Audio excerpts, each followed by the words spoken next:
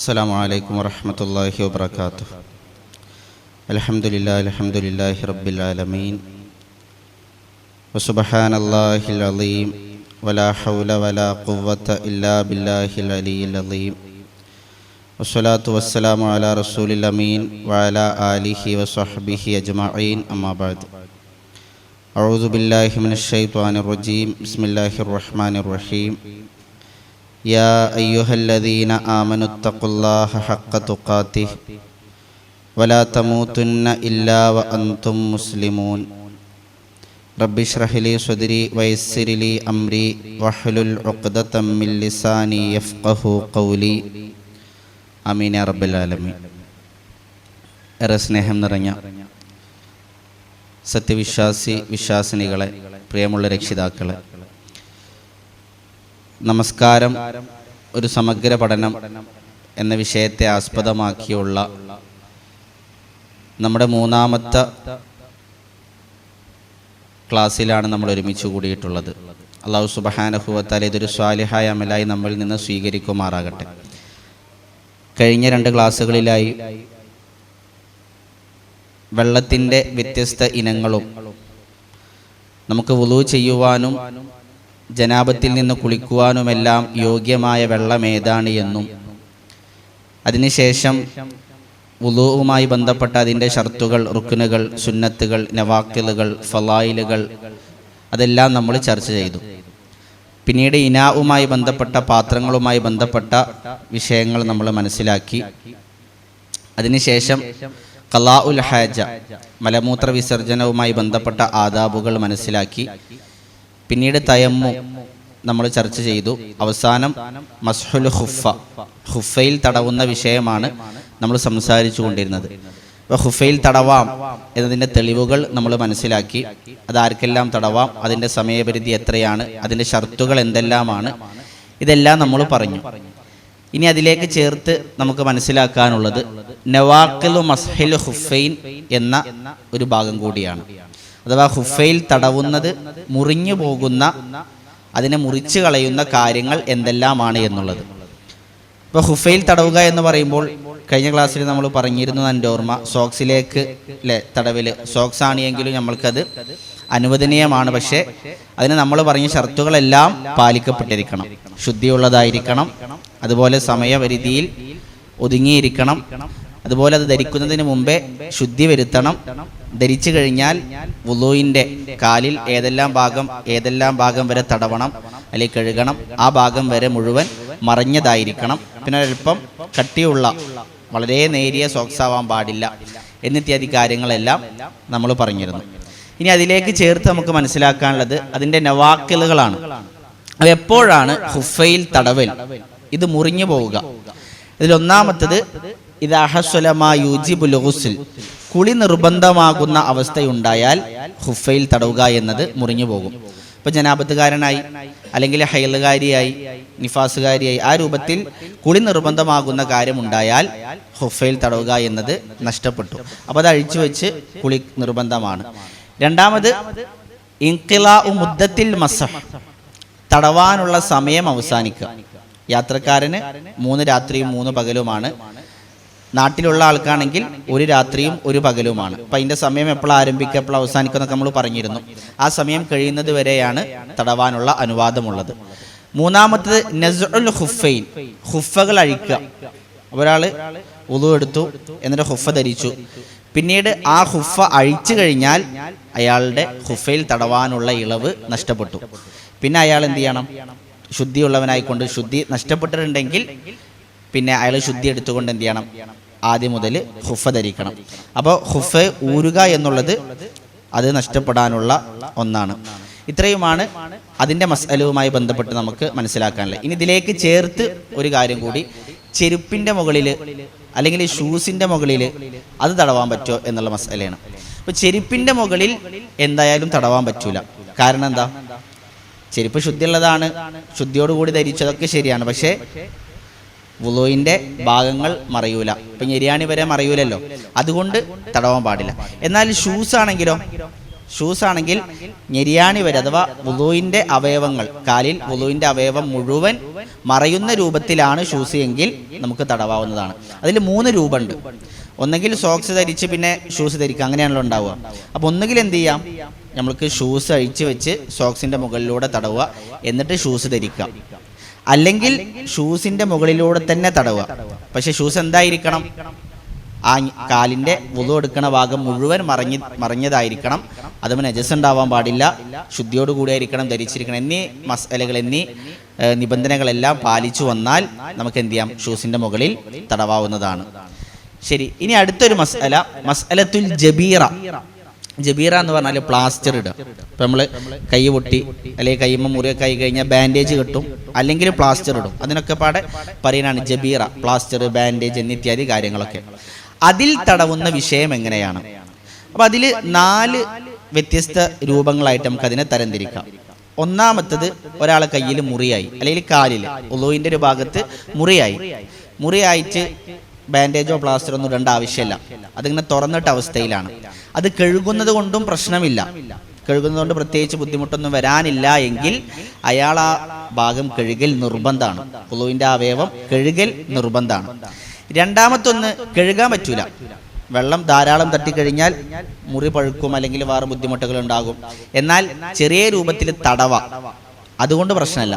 അപ്പം അയാൾ എന്ത് ചെയ്യണം, ആ ഭാഗം തടവിയാൽ മതി, മുറിയുടെ ആ ഭാഗം അയാൾ തടവിയാൽ മതി. മൂന്നാമത്തെ ഒന്ന്, അയാൾക്ക് വെള്ളം കഴുകാനും പറ്റൂല, വെള്ളം കൊണ്ട് തടവാനും പറ്റൂല. എന്നാൽ പ്ലാസ്റ്ററും ഇട്ടിട്ടില്ല, ബാൻഡേജോ പ്ലാസ്റ്ററോ ഒന്നും ഇട്ടിട്ടില്ല. ഡോക്ടർ പറഞ്ഞത് തുറന്നിട്ട് കാറ്റ് തട്ടിയിട്ട് എന്ത് ചെയ്യണം, മുറി ഉണങ്ങണം. എന്നാൽ കഴുകാൻ പറ്റുമോ? ഇല്ല. ചെറിയ വെള്ളം കൊണ്ട് തടവാൻ പറ്റുമോ? അതും പറ്റൂല. അപ്പോൾ എന്ത് ചെയ്യണം? നേരെ ശ്രദ്ധിക്കുക. അങ്ങനത്തെ ഒരു അവസ്ഥയാണെങ്കിൽ നമ്മൾ ഉളൂഇന്റെ കഴുകേണ്ട അവയവങ്ങൾ മുഴുവൻ കഴുകുക. ഏത് അവയവത്തിനാണോ ബുദ്ധിമുട്ട് ആ അവയവം ഒഴിവാക്കുക. അവസാനം ആ അവയവത്തിന് വേണ്ടി തയമ്മും ചെയ്യാം. ഉദാഹരണം, ഇടത്തെ കയ്യിൽ മുറിയായി, കൈ തുറന്നിട്ടേക്കാണ്, കഴുകാനും പറ്റില്ല, തടവാനും പറ്റില്ല. നമ്മൾ വുളു ആരംഭിച്ചു, ആദ്യം കൈപ്പത്തികൾ കഴുകി, വായ വെള്ളം കുപ്പിച്ചു, മൂക്കിൽ വെള്ളം കയറ്റി ചീറ്റി, മുഖം കഴുകി, വലത്തെ കൈ കഴുകി, ഇടത്തെ കൈ ഒന്നും ചെയ്യാൻ പറ്റൂല. അപ്പം അത് ഒഴിവാക്കുക. എന്നിട്ട് തല തടവുക, ചെവി തടവുക, കാല് കഴുകുക. ഇതിന് ശേഷം ഇടത്തെ കൈയിന് വേണ്ടി തയമ്മും ചെയ്യാം. അതാണ് അതിൽ നമ്മൾ നിർവഹിക്കേണ്ട ശരിയായ രൂപം. അല്ലാഹു അഅലം. ഇനി നാലാമത്തെ ഒന്ന്, ഒരാളെ കയ്യിൽ മുറിയിൽ കൈ പൊട്ടി ബാൻഡേജ് ഇട്ടിട്ടുണ്ട് അല്ലെങ്കിൽ പ്ലാസ്റ്റർ ഇട്ടിട്ടുണ്ട്. അപ്പം എന്ത് ചെയ്യും?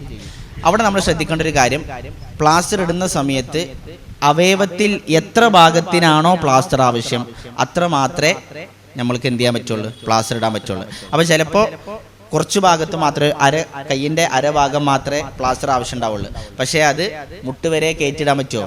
ഇല്ല. അത് ഡോക്ടറോട് എന്ത് ചെയ്യണം, നമ്മൾ പ്രത്യേകം സൂചിപ്പിക്കണം. അത് നമുക്ക് എത്രയാണ് ആവശ്യം അത്ര മാത്രമേ പ്ലാസ്റ്റർ ഇടാൻ പറ്റുള്ളൂ. അപ്പോൾ നമ്മളൊരു അരഭാഗം പ്ലാസ്റ്റർ ഇട്ടു കരുതുക, അല്ലെങ്കിൽ അരഭാഗം ബാൻഡേജ് ഉണ്ട്. അപ്പോൾ കൈ കഴുകുമ്പോൾ എന്ത് ചെയ്യണം? പ്ലാസ്റ്റർ ഇല്ലാത്ത അല്ലെങ്കിൽ ബാൻഡേജ് ഇല്ലാത്ത ഭാഗം കഴുകണം. അവിടേക്ക് വെള്ളം നേരെ കഴുകിയിട്ട് ബാൻഡേജിൻ്റെ മുകളിലൂടെ അല്ലെങ്കിൽ പ്ലാസ്റ്ററിൻ്റെ മുകളിലൂടെ തടവിയാൽ മതിയാകുന്നതാണ്. ഇനി കൈ മുഴുവൻ അല്ലെങ്കിൽ കാല് മുഴുവൻ പ്ലാസ്റ്റർ ഇട്ടിട്ടുണ്ട് അല്ലെങ്കിൽ ബാൻഡേജ് ഉണ്ട്, അപ്പോൾ എന്ത് ചെയ്യും? അതിൻ്റെ മുകളിലൂടെ ഒന്ന് തടവിയാൽ മതി. അപ്പം കഴുകേണ്ട ആവശ്യമില്ല, അതിൻ്റെ മുകളിലൂടെ ഒന്ന് തടവിയാൽ മതി. പക്ഷേ തടവുമ്പോൾ ശ്രദ്ധിക്കേണ്ടത്, ഹുഫയിൽ തടവിയത് എങ്ങനെയാണ്? നമ്മൾ അതിൻ്റെ മുകൾ ഭാഗത്തു കൂടെ അങ്ങനെ ഒരു തവണ തടവ് ചെയ്ത്. പക്ഷേ ബാൻഡേജിലും പ്ലാസ്റ്ററിലും അത് മുഴുവനായിട്ട് തടവണം. അപ്പം കയ്യിൽ മുഴുവൻ ഉണ്ടെങ്കിൽ നമ്മൾ എങ്ങനെ തടവണം?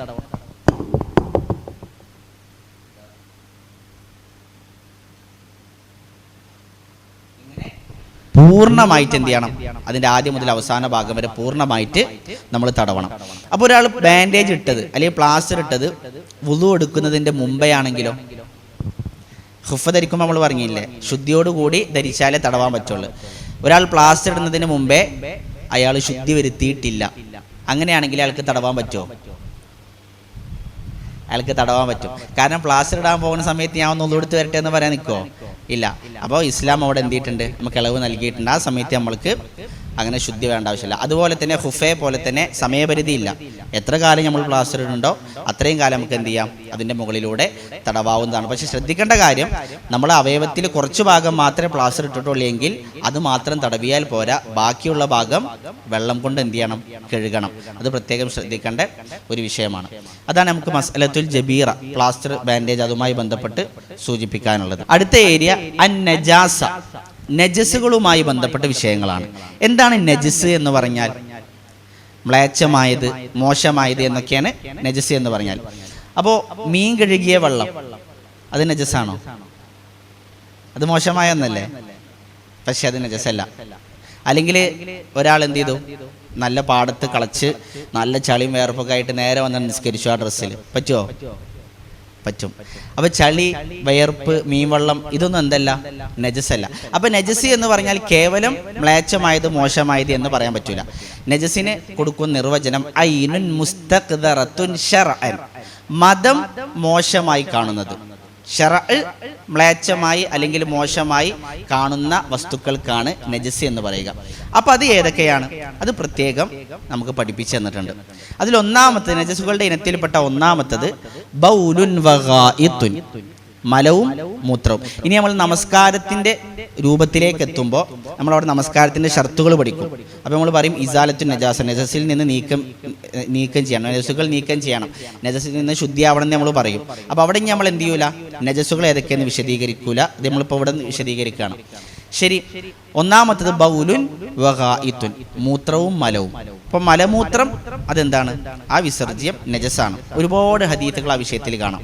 റസൂലുള്ളാഹി സ്വല്ലല്ലാഹു അലൈഹി വസല്ലം പള്ളിയിലേക്ക് ഒരു അറാബി വന്നു. അന്ന അറാബിയൻ ബാല ഫിൽ മസ്ജിദ്, പള്ളിയിൽ മൂത്രമൊഴിച്ചു. അപ്പോൾ അവർ സംസ്കാരവും അറിവൊക്കെ കുറഞ്ഞവരാണ്, അറിയാതെ എന്ത് ചെയ്തു, അയാൾ പള്ളിയിലേക്ക് കയറി വന്ന് മൂത്രമൊഴിച്ചു.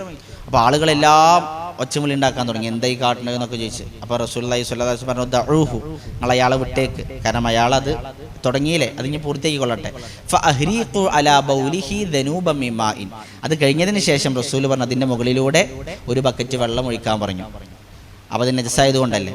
മറ്റൊരു ഹദീസിൽ, അത് നമ്മൾ ശ്രദ്ധിക്കേണ്ട ഒരു ഹദീസ് കൂടിയാണ്. റസൂലുള്ളാഹി സ്വല്ലല്ലാഹു അലൈഹി വസല്ലം മർറ റസൂലുള്ളാഹി സ്വല്ലല്ലാഹു അലൈഹി വസല്ലം ബിഹായിത്തിൻ മിൻ ഹീത്താനി മദീന ഔ മക്ക, റസൂൽ മദീനയിലെ അല്ലെങ്കിൽ മക്കയിലെ ഒരു തോട്ടത്തിലൂടെ, ഒരു മതിലിനരികിലൂടെ, തോട്ടത്തിനരികിലൂടെ റസൂൽ സല്ലല്ലാഹു അലൈഹി വസല്ലം നടന്നു പോയപ്പോൾ ഫസമിഅ സൗത ഇൻസാനൈനി യുഅദ്ദബാനി ഫീ ഖുബൂരിഹിമ, രണ്ടാളുകൾ അവരുടെ ഖബറുകളിൽ ശിക്ഷിക്കപ്പെടുന്നത് റസൂൽ സല്ലല്ലാഹു അലൈഹി വസല്ലം കേട്ടു. നമ്മൾ കേട്ട ഹദീസേകരം. അപ്പോൾ റസൂൽ സ്വഹാബത്തിനോട് പറഞ്ഞു യുഅദ്ദബാനി വമാ യുഅദ്ദബാനി ഫീ കബീർ, ഇവർ ശിക്ഷിക്കപ്പെട്ടുകൊണ്ടിരിക്കുകയാണ്. പക്ഷെ നിങ്ങൾ വിചാരിക്കണ പോലെ, നിങ്ങൾ കണക്കാക്കുന്ന വലിയ തെറ്റുകളൊന്നുമല്ല അവർ ചെയ്തിട്ടുള്ളത്. ഒന്നാമത്തെ ആള് വകാന അഹദുഹുമാ ലാ യസ്തതിറു മിൻ ബൗലിഹി, അവനെന്താണ്, തൻ്റെ മൂത്രത്തിൽ നിന്ന് മറ സ്വീകരിക്കുമായിരുന്നില്ല. അപ്പോൾ മൂത്രം ഒഴിക്കുമ്പോൾ അത് ദേഹത്തേക്ക് തെറിക്കാതിരിക്കാൻ അല്ലെങ്കിൽ ശുദ്ധിയാകുന്ന രൂപത്തിൽ അവൻ മറ സ്വീകരിച്ചിരുന്നില്ല. അപ്പോൾ നമ്മളും ബാത്റൂമിലൊക്കെ പോയിട്ട് എന്ത് ചെയ്യും, ചിലപ്പോൾ മൂത്രം ഒഴിക്കുമ്പോൾ അവിടെ ഇവിടെയൊക്കെ തട്ടിത്തെറിക്കും. ആ രൂപത്തിലൊക്കെ ഉണ്ടെങ്കിൽ അതൊക്കെ നമ്മൾ ഗൗരവത്തിൽ ശ്രദ്ധിക്കേണ്ടതാണ്, കാരണം അത് ഖബർ ശിക്ഷയ്ക്ക് കാരണമാകുന്ന ഒന്നാണ്. അപ്പോൾ അവിടെ മൂത്രം നജസാണ്. ആ നജസ് വൃത്തിയാക്കാതെ അയാൾ അങ്ങനെ നടന്നതുകൊണ്ട് ഖബറിൽ ശിക്ഷിക്കപ്പെട്ടു. അപ്പോൾ നജസാണ്.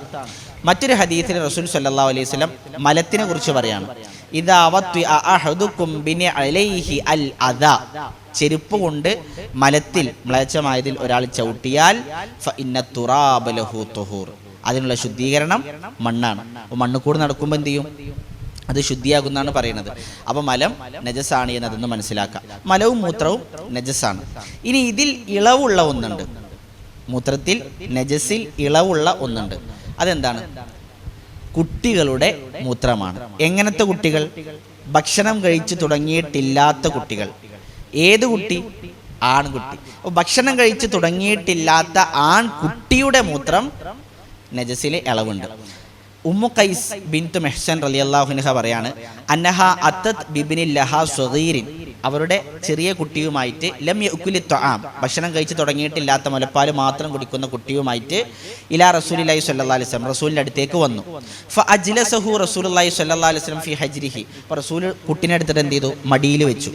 ഫബാല അലാ സൗബിഹി, കുട്ടി മടിയിലൂടെ മൂത്രമൊഴിച്ചു. അപ്പോൾ റസൂലിന് വെള്ളം കൊണ്ടുവന്ന് കൊടുത്തു. ഫനലഹു വലം യഗ്സിൽഹു, റസൂൽ കഴുകിയില്ല. നലഹ എന്ന് പറഞ്ഞാൽ കുടയ. അപ്പോൾ റസൂൽ വെള്ളം എടുത്തിട്ട് ഇങ്ങനെ വെറുതെ കുടഞ്ഞതേയുള്ളൂ. അപ്പം ഇന്നെന്താ മനസ്സിലാവണ്? ചെറിയ ആൺകുട്ടിയാണെങ്കിൽ ഭക്ഷണം കഴിച്ച് തുടങ്ങിയിട്ടില്ലാത്തതാണെങ്കിൽ അവരുടെ മൂത്രം നമുക്ക് കഴുകി വൃത്തിയാക്കേണ്ട ആവശ്യമില്ല, വെള്ളമെടുത്ത് വെറുതെ കുടഞ്ഞാൽ മതിയാകുന്നതാണ്. കാരണം റസൂൽ സല്ലല്ലാഹു അലൈഹി വസല്ലം മറ്റൊരു ഹദീസിൽ വ്യക്തമായിട്ട് പറഞ്ഞു, യുൻലഹു ബൗലുൽ ഗുലാം വയുഗ്സലു ബൗലുൽ ജാരിയ. പെൺകുട്ടിയുടെ മൂത്രത്തിൽ നിന്ന് കഴുകി വൃത്തിയാക്കണം. ആൺകുട്ടിയുടെ മൂത്രമാണെങ്കിൽ യുൻലഹു, അത് വെള്ളമെടുത്ത് കുടഞ്ഞാൽ മതി. അപ്പോൾ ചെറിയ നജസുള്ള അത് വെള്ളമെടുത്ത് കുടഞ്ഞാൽ അത് പോകുന്നതാണ് എന്ന രൂപത്തിൽ റസൂൽ സല്ലല്ലാഹു അലൈഹി വസല്ലം പറഞ്ഞു. അതിന് ഒരുപാട് ന്യായീകരണങ്ങൾ ഷർഹുകളൊക്കെ പണ്ഡിതന്മാർ പറഞ്ഞിട്ടുണ്ട്, നമ്മളിപ്പോൾ അവിടേക്ക് പോകണില്ല. ശരി, അപ്പോൾ ബൗലുൻ വഗായിത്തുൻ അത് രണ്ടും നജസാണ്. അത് കഴിഞ്ഞാൽ നമ്മൾ എന്ത് ചെയ്യണം? ശുദ്ധിയാക്കണം. രണ്ടാമത്തത് ബൗലുൻ വഗായിത്തുൻ ലിഗൈരി മഅ്കൂലിൽ ലഹം. ഇത് നമ്മൾക്ക് വിശദമായിട്ട് മനസ്സിലാക്കേണ്ട ഒരു ഭാഗമാണ്. മഅ്കൂലുൽ ലഹം എന്ന് പറഞ്ഞാൽ മാംസം തിന്നപ്പെടുന്ന ജീവികൾ, പശു, ആട്, പോത്ത്, നമ്മൾ മാംസം തിന്നുന്ന ജീവികൾക്കാണ് മഅ്കൂലുൽ ലഹം എന്ന് പറയാം. ഗൈറു മഅ്കൂലുൽ ലഹം എന്ന് പറഞ്ഞാൽ മാംസം തിന്നാത്തത്, പുലി, സിംഹം, കടുവ പോലത്തെ മാംസം നമ്മൾ തിന്നാൻ ഉപയോഗിക്കാത്ത ജീവികൾ. അങ്ങനെ മാംസം തിന്നാൻ ഉപയോഗിക്കാത്ത ജീവികളുടെ മലവും മൂത്രവും. അപ്പം നമ്മൾ മാംസം തിന്നപ്പെടുന്ന ജീവികൾ, ആട്, പശു, പോത്ത്, ഒട്ടകം, അവയുടെയൊക്കെ മലവും മൂത്രവും നജസല്ല. എന്നാൽ മാംസം തിന്നപ്പെടാത്ത മഅ്കൂലുൽ ലഹം അല്ലാത്ത ജീവികൾ, അവയുടെ മലവും മൂത്രവും നജസാണ് താനും. അപ്പോൾ മഅ്കൂലുൽ ലഹമിൻ്റെ ഭക്ഷണം തിന്നപ്പെടുന്ന മാംസം തിന്നപ്പെടുന്ന ജീവികൾ, അതിൻ്റെ മലവും മൂത്രവും എന്തല്ല? നജസല്ല. എന്താണ് അതിൻ്റെ തെളിവ്? ഇൻഷാ അല്ലാഹ് തെളിവിലേക്ക് നമുക്ക് വരാം. അപ്പോൾ ഒന്നും നമുക്ക് അവിടെ വിശദീകരിക്കാം. അതിൻ്റെ മുമ്പേ നമുക്ക് ഒരു കാര്യം കിട്ടണം. അപ്പോൾ തിന്നപ്പെടുന്ന ജീവികൾ ഏതൊക്കെയാണ്, തിന്നാൻ പറ്റാത്തത് ഏതൊക്കെയാണ്, ഇതാ നമുക്ക് കിട്ടണം. എന്നിട്ട് അതിൻ്റെ മലവും മൂത്രം വിഷയത്തിലേക്ക് നമുക്ക് വരാം. ഗൈറു മഅ്കൂലിൽ ലഹം, മാംസം തിന്നപ്പെടാത്ത ജീവികൾ അതേതൊക്കെയാണ്? റസൂൽ സല്ലല്ലാഹു അലൈഹി വസല്ലം പ്രത്യേകം അത് പറഞ്ഞു തന്നിട്ടുണ്ട്. അതിൽ ഒന്നാമത്തത് തേറ്റ കൊണ്ട് ഇരപിടിക്കുന്ന ജീവികളും ഭ്രംഷ്ടം കൊണ്ട് ഇരപിടിക്കുന്ന പക്ഷികളും. തേറ്റ മനസ്സിലായല്ലോ, നമ്മൾ സിംഹത്തിനൊക്കെ ഉണ്ടാവണ പല്ലില്ലേ, അതാണ് തേറ്റ. കടുവക്കൊക്കെ ഇര പിടിക്കാണ്ടാവണ രണ്ട് നമ്മൾ പ്രേതപ്പല്ല് എന്നൊക്കെ അതിന് പറയും, ആ പല്ലുകൾ തേറ്റ. അതുകൊണ്ട് വേട്ടയാടുന്ന ജീവികളും, അതേപോലെ പരുന്തിനൊക്കെ കണ്ടിട്ടില്ലേ ഒരു നഖം, അതിനെ ഭ്രംഷ്ടം എന്ന് പറയാം. ഈ ഭ്രംഷ്ടം കൊണ്ട് ഇര പിടിക്കുന്ന പക്ഷികളും, ഇത് രണ്ടും ഇതുള്ളതെല്ലാം എന്താണ്? മഅ്കൂലുൽ ലഹമല്ല, തിന്നാൻ പറ്റാത്ത ജീവികളാണ്. കാരണം റസൂൽ സല്ലല്ലാഹു അലൈഹി വസല്ലം ഹദീസിൽ പറഞ്ഞു, നഹാ റസൂലുള്ളാഹി സ്വല്ലല്ലാഹു അലൈഹി വസല്ലം, റസൂൽ സല്ലല്ലാഹു അലൈഹി വസല്ലം വിരോധിച്ചിട്ടുണ്ട്, അൻ അക്ലി കുല്ലി ദീനാബിൻ മിനത് ത്വയ്രി വ അൻ കുല്ലി ദീ മിഖ്ലബിൻ, അൻ അക്ലി കുല്ലി ദീനാബിൻ മിനസ് സിബാഇ വ അൻ കുല്ലി ദീ മിഖ്ലബിൻ മിനത് ത്വയ്രി. അഥവാ തേറ്റയുള്ള എല്ലാ ജീവികളെയും തിന്നുന്നത് റസൂൽ വിരോധിച്ചിട്ടുണ്ട്. അതേപോലെ തന്നെ ഭ്രംഷ്ടമുള്ള എല്ലാ പക്ഷികളെയും തിന്നുന്നത് റസൂൽ സല്ലല്ലാഹു അലൈഹി വസല്ലം അതിൻ്റെ മാംസം റസൂൽ എന്ത് ചെയ്തിട്ടുണ്ട്? വിരോധിച്ചിട്ടുണ്ട്. നെഹ എന്ന് പറഞ്ഞാൽ വിരോധിച്ചിട്ടുണ്ട്. അപ്പോൾ തിന്നാൻ പറ്റൂല. അപ്പോൾ അതിൽ പെടുന്ന, ഇപ്പോൾ തേറ്റല് പറഞ്ഞാൽ സിംഹം, കടുവ, പുലി, അതൊക്കെ അതിൽ പെടുന്ന, ചെന്നായ. അതേപോലെ ഭ്രംഷ്ടമുള്ള പിന്നെ പക്ഷികൾ എന്ന് പറഞ്ഞാൽ പരുന്ത്, അതേപോലെ പിന്നെ ഗരുഡൻ, പിന്നെ മൂങ്ങ, ഇതൊക്കെ അതിൽ പെടുന്ന പക്ഷികളാണ്. കാക്ക ഭ്രംശം കൊണ്ട് ഇരപിടിക്കുന്ന ജീവിയാണോ? ആണെങ്കിൽ എന്താണ്? അത് ഗൈറു മഅ്കൂൽ ലഹ്മാണ്. ആണെങ്കിൽ അത് ഗൈറു മഅ്കൂൽ ലഹ്മാണ്. അപ്പോൾ ഇതൊക്കെയാണ് നമുക്ക് ഒന്നാമത്തെ കാറ്റഗറി, ഭ്രംഷ്ടം കൊണ്ട് ഇരപിടിക്കുന്ന പക്ഷികളും തേറ്റ കൊണ്ട് വേട്ടയാടുന്ന ജീവികളും. രണ്ടാമത്തെ ഒന്ന് പിന്നെ നാട്ടുകഴുത. കാട്ടുകഴുതല്ല, നാട്ടിൽ നമ്മൾ കാണപ്പെടുന്ന നാട്ടുകഴുതുണ്ടല്ലോ, അതിലേക്ക് ചേർത്ത് ഹദീസിൽ റസൂൽ പറഞ്ഞു ജല്ലാല. ജല്ലാല എന്ന് പറഞ്ഞാൽ നജസ് തിന്ന് വളരുന്ന ജീവികൾ. നജസ് തിന്നിട്ടാണ് എന്ത് ചെയ്യുന്നത്? അത് വളരുന്നത്. അങ്ങനത്തെ ജീവികൾ തിന്നാൻ പാടില്ല. ഗൈറു മഅ്കൂൽ ലഹം. റസൂൽ സല്ലല്ലാഹു അലൈഹി വസല്ലമയുടെ ഹദീസിൽ നഹാ റസൂലുള്ളാഹി സ്വല്ലല്ലാഹു അലൈഹി വസല്ലം യൗമൽ ഖൈബർ യുദ്ധത്തിന്റെ ആ സമയത്ത് റസൂൽ സല്ലല്ലാഹു അലൈഹി വസല്ലം വിരോധിച്ചു അൻ ലുഹൂമിൽ ഹുമുരിൽ അഹ്ലിയ, നാട്ടുകഴുതയുടെ മാംസവും വ അനിൽ ജല്ലാല, ജല്ലാലത്തിന്റെ മാംസവും റസൂൽ വിരോധിച്ചു. അൻ റുക്കൂബിഹ, അതിൻ്റെ മുകളിൽ യാത്ര ചെയ്യുന്നതും വിരോധിച്ചു. അൻ പിന്നെ അക്ലി ലഹ്മിഹ, അതിൻ്റെ മാംസം തിന്നുന്നതും റസൂൽ സല്ലല്ലാഹു അലൈഹി വസല്ലം വിരോധിച്ചു. എന്താണ് ജല്ലാല? നജസ് തിന്ന് വളരുന്നത്. അപ്പം നജസായ വസ്തുക്കൾ ഉണ്ടാവില്ലേ, മലം, മൂത്രം, ഇതൊക്കെ തിന്നിട്ട് ഒരു ജീവി വളരുകയാണെങ്കിൽ, അത് ആടാണെങ്കിലും പോത്താണെങ്കിലും കോഴിയാണെങ്കിലും അത് നമുക്ക് തിന്നൽ അനുവദനീയമല്ല. നബവി റഹ്മഹുല്ല ജല്ലാലെ വിശദീകരിക്കുമ്പോൾ പ്രത്യേകം പറയുന്നുണ്ട്, അത് പശുവായിക്കൊള്ളട്ടെ, ദജാജത്തായിക്കൊള്ളട്ടെ, കോഴിയായിക്കൊള്ളട്ടെ, ബഈർ ഒട്ടകമായിക്കൊള്ളട്ടെ, ഷാത്ത് ആടായിക്കൊള്ളട്ടെ, അത് ജല്ലാലയാണെങ്കിൽ നജസ് മാത്രം തിന്നുങ്ങണ വളരുന്ന ജീവിയാണ് എങ്കിൽ അത് തിന്നൽ അനുവദനീയമല്ല, അതിൻ്റെ മാംസം തിന്നൽ അനുവദനീയമല്ല. അപ്പം നമ്മളിപ്പോൾ എന്തൊക്കെ പറഞ്ഞു? തേറ്റുകൊണ്ട് വേട്ടയാടുന്ന ജീവി, ഭ്രംശം കൊണ്ട് ഇരപിടിക്കുന്ന പക്ഷി, നാട്ടുകഴുത. അപ്പോൾ കാട്ടുകഴുത അത് തിന്നാൻ പറ്റുന്നതാണ്, നാട്ടുകഴുത. അതേപോലെ നാലാമത്തത് ജല്ലാല, നജസ് നിന്ന് വളരുന്ന ജീവികൾ. അതൊക്കെ നമുക്കിവിടെ വരുന്നുണ്ട് കണ്ടോ. ഒന്നാമത്തെ കുല്ലു ദീനാബിൻ മിനസ് സിബാഇ, അത് നമ്മൾ പറഞ്ഞു, തേറ്റ കൊണ്ട് വേട്ടയാടുന്ന വന്യജീവികൾ. കുല്ലുദീ മിഖ്ലബിൻ മിനത് ത്വയ്രി, പക്ഷികളിൽ നിന്ന് ഭ്രംഷ്ടം കൊണ്ട് ഇര പിടിക്കുന്നത്. ലഹ്മുൽ ഹിമാരിൽ അഹ്ലിയ, നാട്ടുകഴുത. ജല്ലാല നജസ് എന്ന് വളരുന്നത്. ലഹ്മുൽ ഖിൻസീർ, അഞ്ചാമത്തെ പന്നി മാംസം. അല്ലാഹു സുബ്ഹാനഹു വ തആല പറഞ്ഞു ഹുർരിമത് അലൈക്കുമുൽ മൈത്തതു വദ്ദമു വലഹ്മുൽ ഖിൻസീർ, പന്നി മാംസം ഹറാമാക്കപ്പെട്ടിരിക്കുന്നു. അപ്പോൾ തിന്നാൻ പാടുള്ളത് നജസാണ്. കെൽബുൻ, അടുത്തത് നായയാണ്. നായയുടെ മാംസവും തിന്നൽ അനുവദനീയമല്ല. നായ നജസാണ് താനും. നായയും പന്നി എന്താണ്? നജസാണ്. റസൂൽ സല്ലല്ലാഹു അലൈഹി വസല്ലം പറഞ്ഞു ഇദാ വല തുഹൂറു ഇനാഇ അഹദിക്കും ഇദാ വലഗ ഫീഹിൽ കൽബു, നായ ഒരു പാത്രത്തിലേക്ക് തലയിട്ടാൽ അതിൻ്റെ ശുദ്ധീകരണം അയ്യഗ്സിലഹു സബ്അ മറാത്തിൻ, 7 തവണ കഴുകലാണ്. ഊലാഹുന്ന ബിത്തുറാബ്, ഒന്നാമത്തത് മണ്ണുകൊണ്ട്, അല്ലെങ്കിൽ മറ്റൊരു ഹദീസിൽ മറ്റൊരു റിപ്പോർട്ട് പ്രകാരം ഉഖ്റാഹുന്ന ബിത്തുറാബ്, അവസാനത്തത് മണ്ണുകൊണ്ടാക്കാം. ഏതായാലും കുഴപ്പമില്ല. അപ്പോൾ അതെന്താണ്? നജസാണ്. അതുകൊണ്ട് അതിൻ്റെ മാംസം കഴിക്കാൻ പാടില്ല. ഇവിടെ നായയുമായി ബന്ധപ്പെട്ട് നജസിൻ്റെ ചർച്ച ആയതുകൊണ്ട് നമുക്ക് ഒരു വിഷയം കൂടി ചർച്ച ചെയ്യാണ്ട്. നായയുടെ, നമ്മളൊരാൾ നായനെ തൊട്ടു, അതോടുകൂടി നമ്മൾ കൈ 7 പ്രാവശ്യം പിന്നെ മണ്ണിട്ട് കഴുകണോ? വേണ്ട. അപ്പോൾ എപ്പോഴാണ് പ്രശ്നം? തലട്ട പാത്രം മാത്രമേ പ്രശ്നമുള്ളൂ. ചില പണ്ഡിതന്മാരെ അഭിപ്രായ പ്രകാരം നായ ഐനുൻ നജസാണ്. ഷാഫി മദ്ഹബും ഹംബലി മദ്ഹബും ഒക്കെ അതാണ്.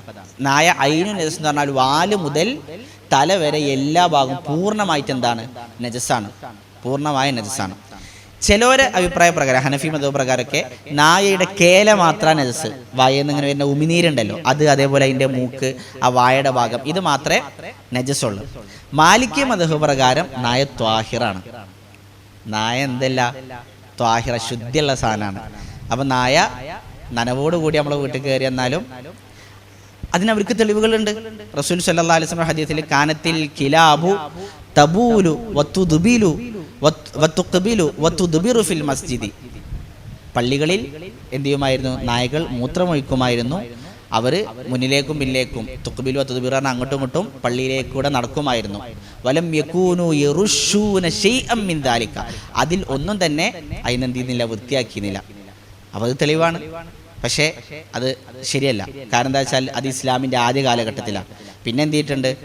നായ നജസാക്കിയിട്ട് വന്നിട്ടുണ്ട്. അതുകൊണ്ട് നായ നജസ് തന്നെയാണ്. 7 പ്രാവശ്യം എന്ത് ചെയ്യണം? തലയിട്ടാൽ കഴുകണം.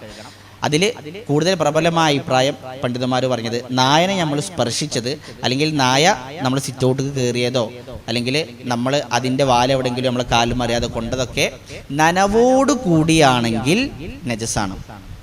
അപ്പം നായയുടെ ശരീരത്തിൽ അതെപ്പോഴും ദേഹം എന്ത് ചെയ്യും? ഇങ്ങനെ നക്കിക്കൊണ്ടിരിക്കും, അല്ലെ? എപ്പോഴും നക്കിക്കൊണ്ടിരിക്കും. അപ്പം അതിൻ്റെ കേല അതെന്തായാലും നജസാണ്. അതായിരിക്കും ഷാഫി മദ്ഹബാണെങ്കിലും ഹംബലിയാണെങ്കിലും ഹനഫിയാണെങ്കിലും അഭിപ്രായസ്ഥലത്തെ വിഷയമാണ്. കേല അത് നജസാണ്. അപ്പോൾ ശരീരം എപ്പോഴും നക്കിക്കൊണ്ടിരിക്കുന്നതുകൊണ്ട് അതിൻ്റെ ശരീരത്തിൽ എപ്പോഴും നജസ് ഉണ്ടാവും. പക്ഷേ നമ്മൾ കഴിഞ്ഞ ക്ലാസ്സിൽ പറഞ്ഞിരുന്നു, നജസ് എപ്പോഴും അങ്ങോട്ടും ഇങ്ങോട്ടും പകരണമെങ്കിൽ എന്ത് വേണം? നനവോടുകൂടി തൊടണം, നനവോടുകൂടി സ്പർശിക്കണം. അപ്പം നായയുടെ ശരീരത്തിൽ നമ്മൾ കൈ കൊണ്ട സമയത്ത്, അല്ലെങ്കിൽ നായ സിറ്റൗട്ടിലേക്ക് കയറണ നമ്മൾ കണ്ടു. പക്ഷെ നമ്മൾ ചെന്ന് നോക്കുമ്പോൾ പ്രത്യേകിച്ച് നനവോ അടയാളോ ഒന്നുമില്ല. 7 പ്രാവശ്യം വെള്ളമിട്ട് കഴുകണോ? മണ്ണിട്ട് കഴുകേണ്ട ആവശ്യമില്ല. 7 പ്രാവശ്യം കഴുകേണ്ട ആവശ്യമില്ല. അപ്പം നനവോടുകൂടിയാണ് തൊട്ടത് എങ്കിൽ ഒന്നേ നമ്മളെ കൈമ നനവ് വേണം, അല്ലെങ്കിൽ നായയുടെ ശരീരത്തിൽ നനവ് വേണം. അങ്ങനെയാണെങ്കിൽ നജസ് എന്ത് ചെയ്യും? അങ്ങോട്ടും ഇങ്ങോട്ടും പകരും എന്നുള്ളതാണ് അല്ലാഹു അലം. അപ്പോൾ നായ അത് തേറ്റയുള്ള ജീവിയാണ്. അതുകൊണ്ട് അതിൻ്റെ മാംസം നമുക്ക് അനുവദനീയമല്ല. മറ്റൊന്ന് മൈത്തത്ത്, ശവങ്ങൾ. ഇപ്പൊ ശവം എന്താണ്? നജസാണ്. അല്ലാഹു സുബ്ഹാനഹു വ തആല പറഞ്ഞു ഹുർരിമത് അലൈക്കുമുൽ മൈത്തതു വദ്ദമു വലഹ്മുൽ ഖിൻസീർ വമാ ഉഹില്ല ലിഗൈരില്ലാഹി ബിഹി. ശവം, അതുപോലെ അള്ളാഹിൻ്റെ പേരിലല്ല അത് അറുക്കപ്പെട്ടത്, ഇതൊക്കെ എന്താണ്? ഹറാമാക്കപ്പെട്ടിരിക്കുന്നത്, നജസാണ്. എന്നിട്ട് ചില പ്രത്യേക ശവങ്ങൾ എടുത്തു പറയും ചെയ്തു. വൽ മുൻഖനിഖത്തു, മുൻഖനിഖത്ത് പറഞ്ഞാൽ കുടുങ്ങിച്ചത്തത്, എവിടെങ്കിലുമൊക്കെ കുടുങ്ങിച്ചാവുക. അതുപോലെ വൽ മൗഖൂദത്തു, തല്ലിക്കൊന്നത്. വൽ മുതറദ്ദിയത്തു, വീണ് ചത്തത്. വന്നത്വീഹത്തു കുത്തേറ്റ് ചത്തത്, മറ്റൊരു ജീവിയുടെ കുത്തേറ്റിട്ട് എന്ത് ചെയ്തു, നമ്മളെ വീടുത്തെ കോഴി ചത്തു. വമാ അക്കല അസ്സബഉ ദുഷ്ടമൃഗം അഥവാ വന്യമൃഗം പിടിച്ചത്, ഇതൊക്കെ ശവമാണ്.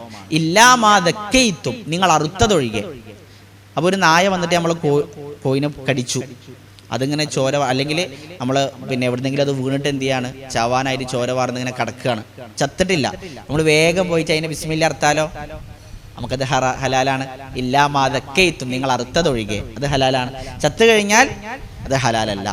വമാദുബിഹ അലന്നുസുബി, അതുപോലെ ബലിപീഠത്തിൽ പ്രത്യേകം മറ്റൊരുക്ക് വേണ്ടിയിട്ട് പിന്നെ മറ്റു ദൈവങ്ങൾക്ക് വേണ്ടിയിട്ട് അറുക്കാനുള്ള ബലിപീഠങ്ങൾ, അതിൽ അറുക്കപ്പെട്ടതും അള്ളാഹിൻ്റെ പേരിലത് അറുക്കപ്പെട്ടതാണ്, അതൊക്കെ എന്താണ്, ഹറാമാണ്. അല്ലാത്ത ശവങ്ങൾ അതെന്താണ്, എല്ലാം ഹറാമാണ്.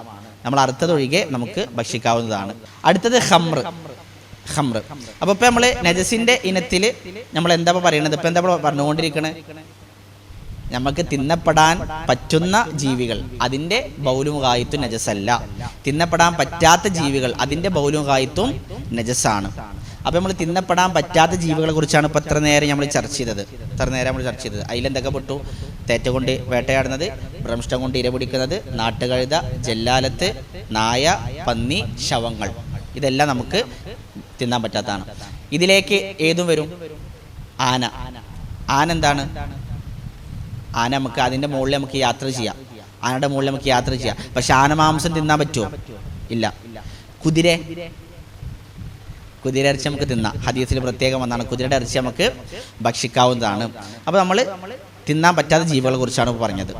ഇനി ഈ ജീവികളുടെ മലവും മൂത്രവും നജസാണ് എന്ന് എന്താണ് തെളിവ്? റസൂൽ സല്ലല്ലാഹു അലൈഹി വസല്ലം മലമൂത്ര വിസർജനത്തിന് പോയപ്പോൾ ഒരു സഹാബിയും പിന്നാലെ പോയി. റസൂൽ സല്ലല്ലാഹു അലൈഹി വസല്ലം പറഞ്ഞു 3 കല്ലുകൾ കൊണ്ടുവരാൻ വേണ്ടി പറഞ്ഞു. അപ്പോൾ അദ്ദേഹം തിരഞ്ഞപ്പോൾ 2 കല്ലേ കിട്ടിയുള്ളൂ. ഒന്ന് റൗസത്ത്, അദ്ദേഹത്തിന് കിട്ടിയത് ഒരു ജീവിയുടെ കാഷ്ടാണ്, അത് കൊണ്ടുകൊടുത്തപ്പോൾ റസൂൽ എന്ത് ചെയ്തു, 2 കല്ല് സ്വീകരിച്ചു, മറ്റേത് വലിച്ചെറിഞ്ഞു. എന്നിട്ട് റസൂൽ പറഞ്ഞു, ഇത് റിജിസാണ്, ഇത് നജസാണ്, അതുകൊണ്ട് ഇതല്ലാത്ത മറ്റൊന്ന് എനിക്ക് കൊണ്ടുപോവാം. അപ്പോൾ ഇന്ന് നമുക്ക് വ്യക്തമാണ് ഇത്തരം ജീവികളുടെ മലവും മൂത്രവും നജസാണ്.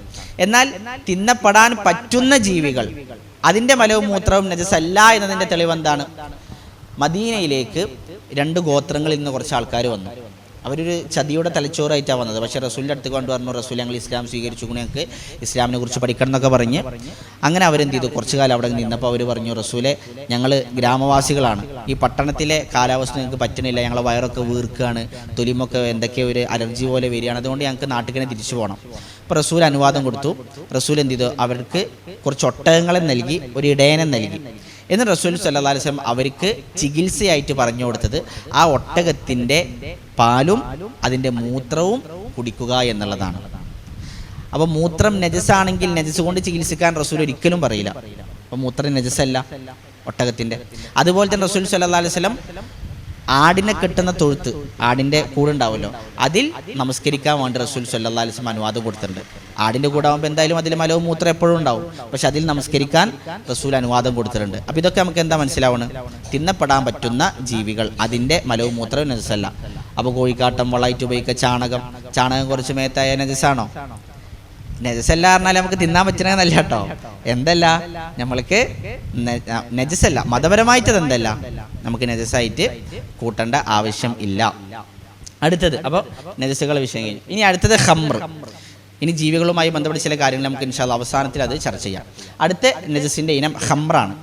ഇപ്പം നമ്മൾ ബൗലും വഗായിത്തുൻ മലവും മൂത്രം പറഞ്ഞു, തിന്നപ്പെടാൻ പറ്റാത്ത ജീവികളുടെ മലവും മൂത്രവും പറഞ്ഞു.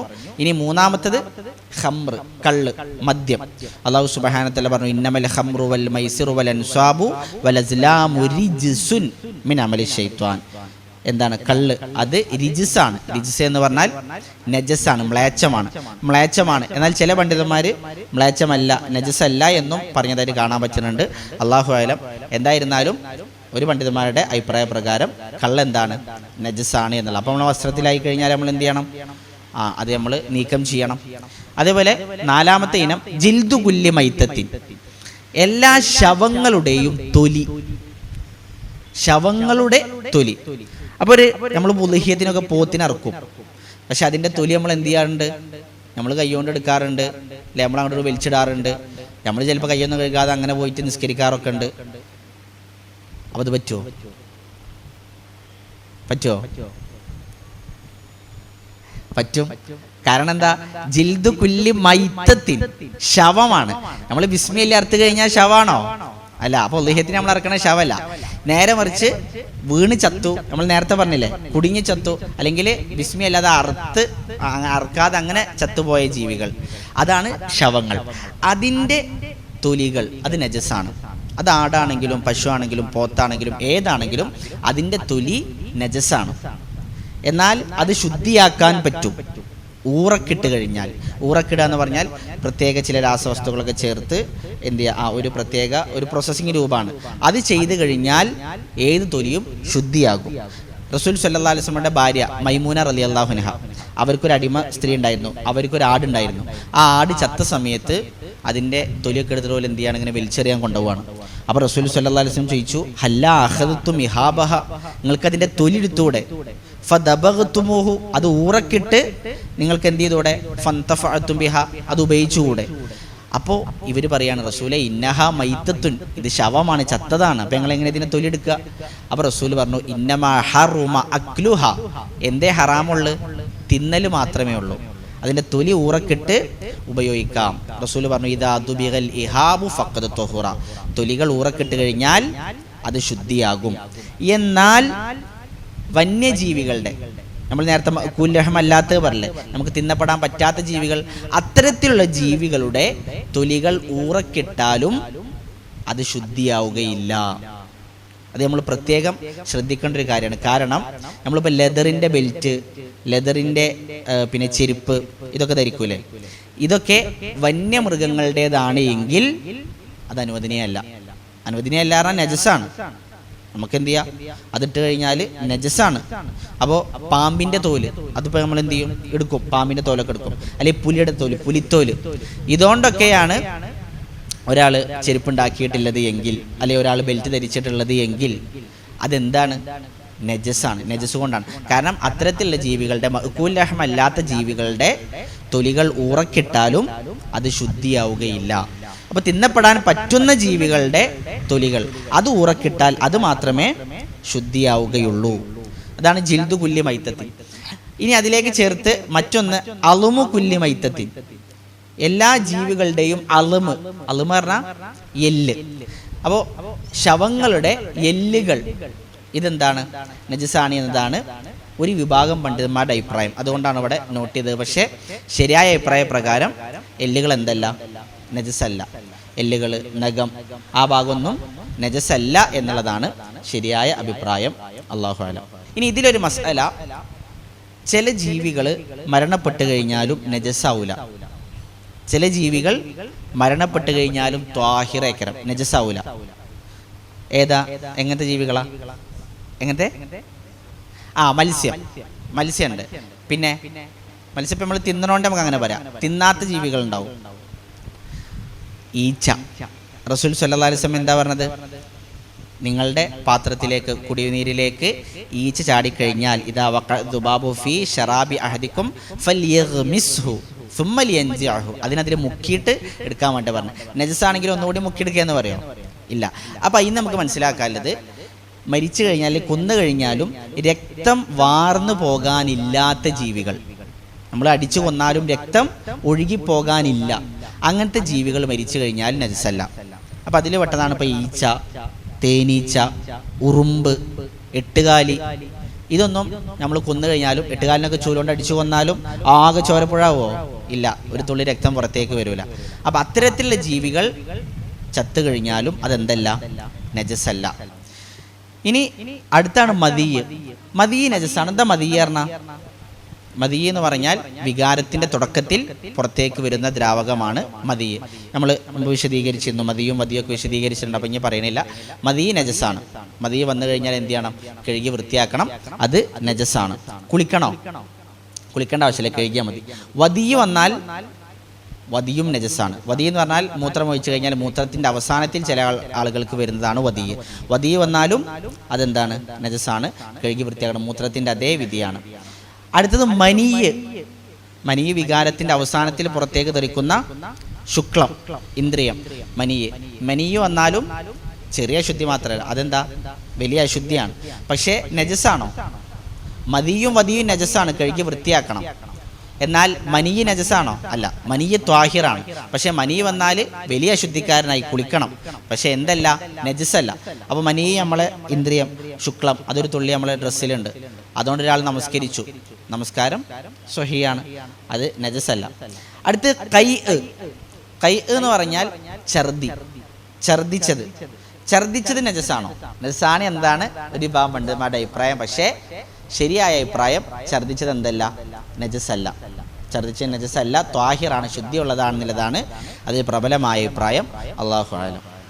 അടുത്ത സ്വദീദ് എന്ന് പറഞ്ഞാൽ നമ്മൾ സ്വദീദ്, കൈഹ, മാ ഉജുറും എന്നൊക്കെ പറയും. മാ ഉജുറുഹ് എന്നൊക്കെ പറഞ്ഞാൽ മുറിമുന്ന് വരുന്ന വെള്ളം. ഇപ്പം ചെലം അല്ലെ, നമ്മൾ ചെലം എന്നല്ല പറയാം. അതുപോലെ ചിലപ്പോൾ ചെല എന്ന് പറഞ്ഞാൽ അപ്പോൾ കുറച്ച് വെള്ള നിറത്തിലേക്ക് വരും. ചിലപ്പോൾ ചെലമല്ലാതെ എന്ത് ചെയ്യും, മുറിയൊക്കെ ഉണ്ടെങ്കിൽ ചിലപ്പോൾ അതിമ തൊടുമ്പോഴൊക്കെ ഒരു വെള്ളം ഇങ്ങനെ വരും, ഒരു ചെറിയ ദ്രാവകം ഇങ്ങനെ വരും. അതേപോലെ ചെലം, ഇതൊക്കെ ഇതിനാണ് സ്വദീദ്, കൈഹ്, മാ ഉജുറും, ജുറുഹ് എന്നൊക്കെ പറയാം. ഇതിൻ്റെ വിധി എന്താണ്? ഇത് ഒരു വിഭാഗം പണ്ഡിതന്മാർ പറഞ്ഞത് നജസാണ് എന്നുള്ളതാണ്. എന്നാൽ ഇതിൽ പ്രബലമായി നമുക്ക് മനസ്സിലാക്കാനുള്ളത് അല്ലാഹു അഅലം അതെന്തല്ല, നജസ് അല്ല എന്നുള്ളതാണ്. അത് നജസ് അല്ല. അപ്പോൾ ചെലം, അതുപോലെ മുറിന്ന് വരുന്ന വെള്ളം, അതൊക്കെ നമ്മൾ നിസ്കരിച്ചു കൊണ്ടിരിക്കുമ്പോൾ വന്നാൽ അത് നജസ് അല്ല എന്നുള്ളതാണ് മനസ്സിലാവുന്നത്. എന്നാൽ നജസാണ് എന്ന് പറഞ്ഞ പണ്ഡിതന്മാരുള്ളത് കൊണ്ട് നമുക്ക് സൂക്ഷ്മതയ്ക്ക് നല്ലത് എന്താണ്, അത് കഴുകി നമ്മൾ വൃത്തിയാക്കണം. എന്നാൽ കുറച്ച് വന്നാലോ, അത് പ്രശ്നമല്ല. അതാർക്കും അഭിപ്രായ വ്യത്യാസമില്ലാത്ത വിഷയമാണ്. കുറച്ച് വന്നാൽ അത് പ്രശ്നമില്ല. എന്നാൽ ഒരുപാട് വന്നാൽ നമ്മൾ കഴുകി വൃത്തിയാക്കുന്നതാണ് നമുക്ക് സൂക്ഷ്മതയ്ക്ക് നല്ലത്. അല്ലാഹു അഅലം. അടുത്തത് ദമാണ് നമുക്ക് കുറച്ച് മനസ്സിലാക്കാനുള്ളത്. ദമ് എന്ന് പറഞ്ഞാൽ രക്തം. രക്തത്തിൽ നജസാണ് എന്ന് ഉറപ്പുള്ള രക്തമുണ്ട്. ആർക്കും അഭിപ്രായ വ്യത്യാസമില്ലാത്ത നജസാണ് എന്ന് ഉറപ്പിച്ച് പറഞ്ഞ ചില ദമുകളുണ്ട്. അതിൽപ്പെട്ടതാണ് ദമു ഹൈലിൻ്റെ രക്തം, ദമു നിഫാസിൻ്റെ രക്തം, ദമു ഇസ്തിഹാദത്തിൻ്റെ രക്തം. ഇനി ഇതല്ലാതെ വരുന്ന ചില ദമുകൾ, അത് നമുക്ക് 5 ആയിട്ട് തരംതിരിക്കാം. അതിലൊന്നാമത്തത് ഒരു ജീവി. ആ ജീവി ജീവിച്ചിരിക്കുമ്പോഴും നജസാണ്, മരണപ്പെട്ടാലും നജസാണ്. ജീവികളുടെ കാറ്റഗറി പറയാണ് 4 എണ്ണം. അതിലൊന്ന് ജീവിച്ചിരിക്കുമ്പോഴും നജസാണ്, മരണപ്പെട്ടാലും നജസാണ്. അങ്ങനത്തെ ഒരു ജീവി ഏതാ? ജീവിച്ചിരിക്കുമ്പോഴും നജസാണ്, മരണപ്പെട്ടാലും നജസാണ്. പന്നി, നായ. അതിൻ്റെ രക്തം കുറച്ചാണെങ്കിലും തോനെയാണെങ്കിലും നജസ് തന്നെ, സംശയമില്ല. അത് വസ്ത്രത്തിലായാൽ നജസ് തന്നെ. രണ്ടാമത്തത് ജീവിച്ചിരിക്കുമ്പോൾ ത്വാഹിറാണ്, മരണപ്പെട്ടാൽ നജിസാണ്. ജീവിച്ചിരിക്കുമ്പോൾ ത്വാഹിറാണ്, മരണപ്പെട്ടാൽ നജിസാണ്. അങ്ങനത്തെ ജീവി ഏതാ? ആട്, പോത്ത്, പശു, ഒട്ടകം ഒക്കെ മരണപ്പെട്ടാൽ നജിസായില്ലേ? അപ്പോൾ അങ്ങനത്തെ ജീവികൾ, അത് നമ്മൾ അർത്താലല്ല കേട്ടോ, മരണപ്പെട്ട് കഴിഞ്ഞാൽ അത് നജസായല്ലോ. അങ്ങനത്തെ ജീവികളുടെ രക്തം, ആ രക്തം എന്താണ്? അതും നജസ് തന്നെ. മൂന്നാമത്തത് ജീവിച്ചിരിക്കുമ്പോഴും ശുദ്ധിയുള്ളതാണ്, ത്വാഹിറാണ്, മരണപ്പെട്ടാലും ത്വാഹിറാണ്. അങ്ങനത്തെ ജീവികൾക്ക് ഏത് ഉദാഹരണം പറയാം? മത്സ്യം, അതാണ് നേരത്തെ ബഷീർക്ക് പറഞ്ഞത്. മത്സ്യം. പിന്നെ മനുഷ്യൻ, ഒരു ഹയവാനല്ലേ, ജീവിയാണ്. മനുഷ്യൻ മരണപ്പെട്ടാൽ നജസാണോ? അല്ല, മനുഷ്യന്റെ ബോഡി എന്താണ്? ത്വാഹിറാണ്, ശുദ്ധിയുള്ളതാണ്. മത്സ്യം, ഇപ്പം നമ്മൾ മത്സ്യത്തിന്റെ രക്തമൊക്കെ നമ്മൾ എന്തുണ്ടാവും, കുടിക്കുമ്പോൾ ഉണ്ടാവും, അത് നജസാണോ? അല്ല. അതുപോലെ തന്നെ അത് ശവായിട്ടാണ് കിട്ടില്ല. നമ്മൾ ബിസ്മില്ല ഇറക്കലാണോ കടലിൽ നിന്ന് പിടിച്ചിട്ട്? അല്ലല്ലോ, നമുക്ക് ശവായിട്ടാണ് എന്ത് ചെയ്യാം, അത് കിട്ടുക. അപ്പം അതൊന്നും നജസല്ല. മനുഷ്യന്റെ രക്തമാണെങ്കിലും അത് നജസാണോ? അവിടെ നമുക്ക് കുറച്ച് പറയാനുണ്ട്, അത് നമുക്ക് പറയാം. എന്നാൽ മത്സ്യത്തിൻ്റെത് എന്തല്ല, നജസ് അല്ല. ഇനി നാലാമത്തത് മനുഷ്യന്റെ അവസ്ഥയിലേക്ക് വന്നാൽ, മനുഷ്യനിൽ നിന്ന് കുബുരിലൂടെയും ദുബുറിലൂടെയും വരുന്നതെല്ലാം നജസാണ്.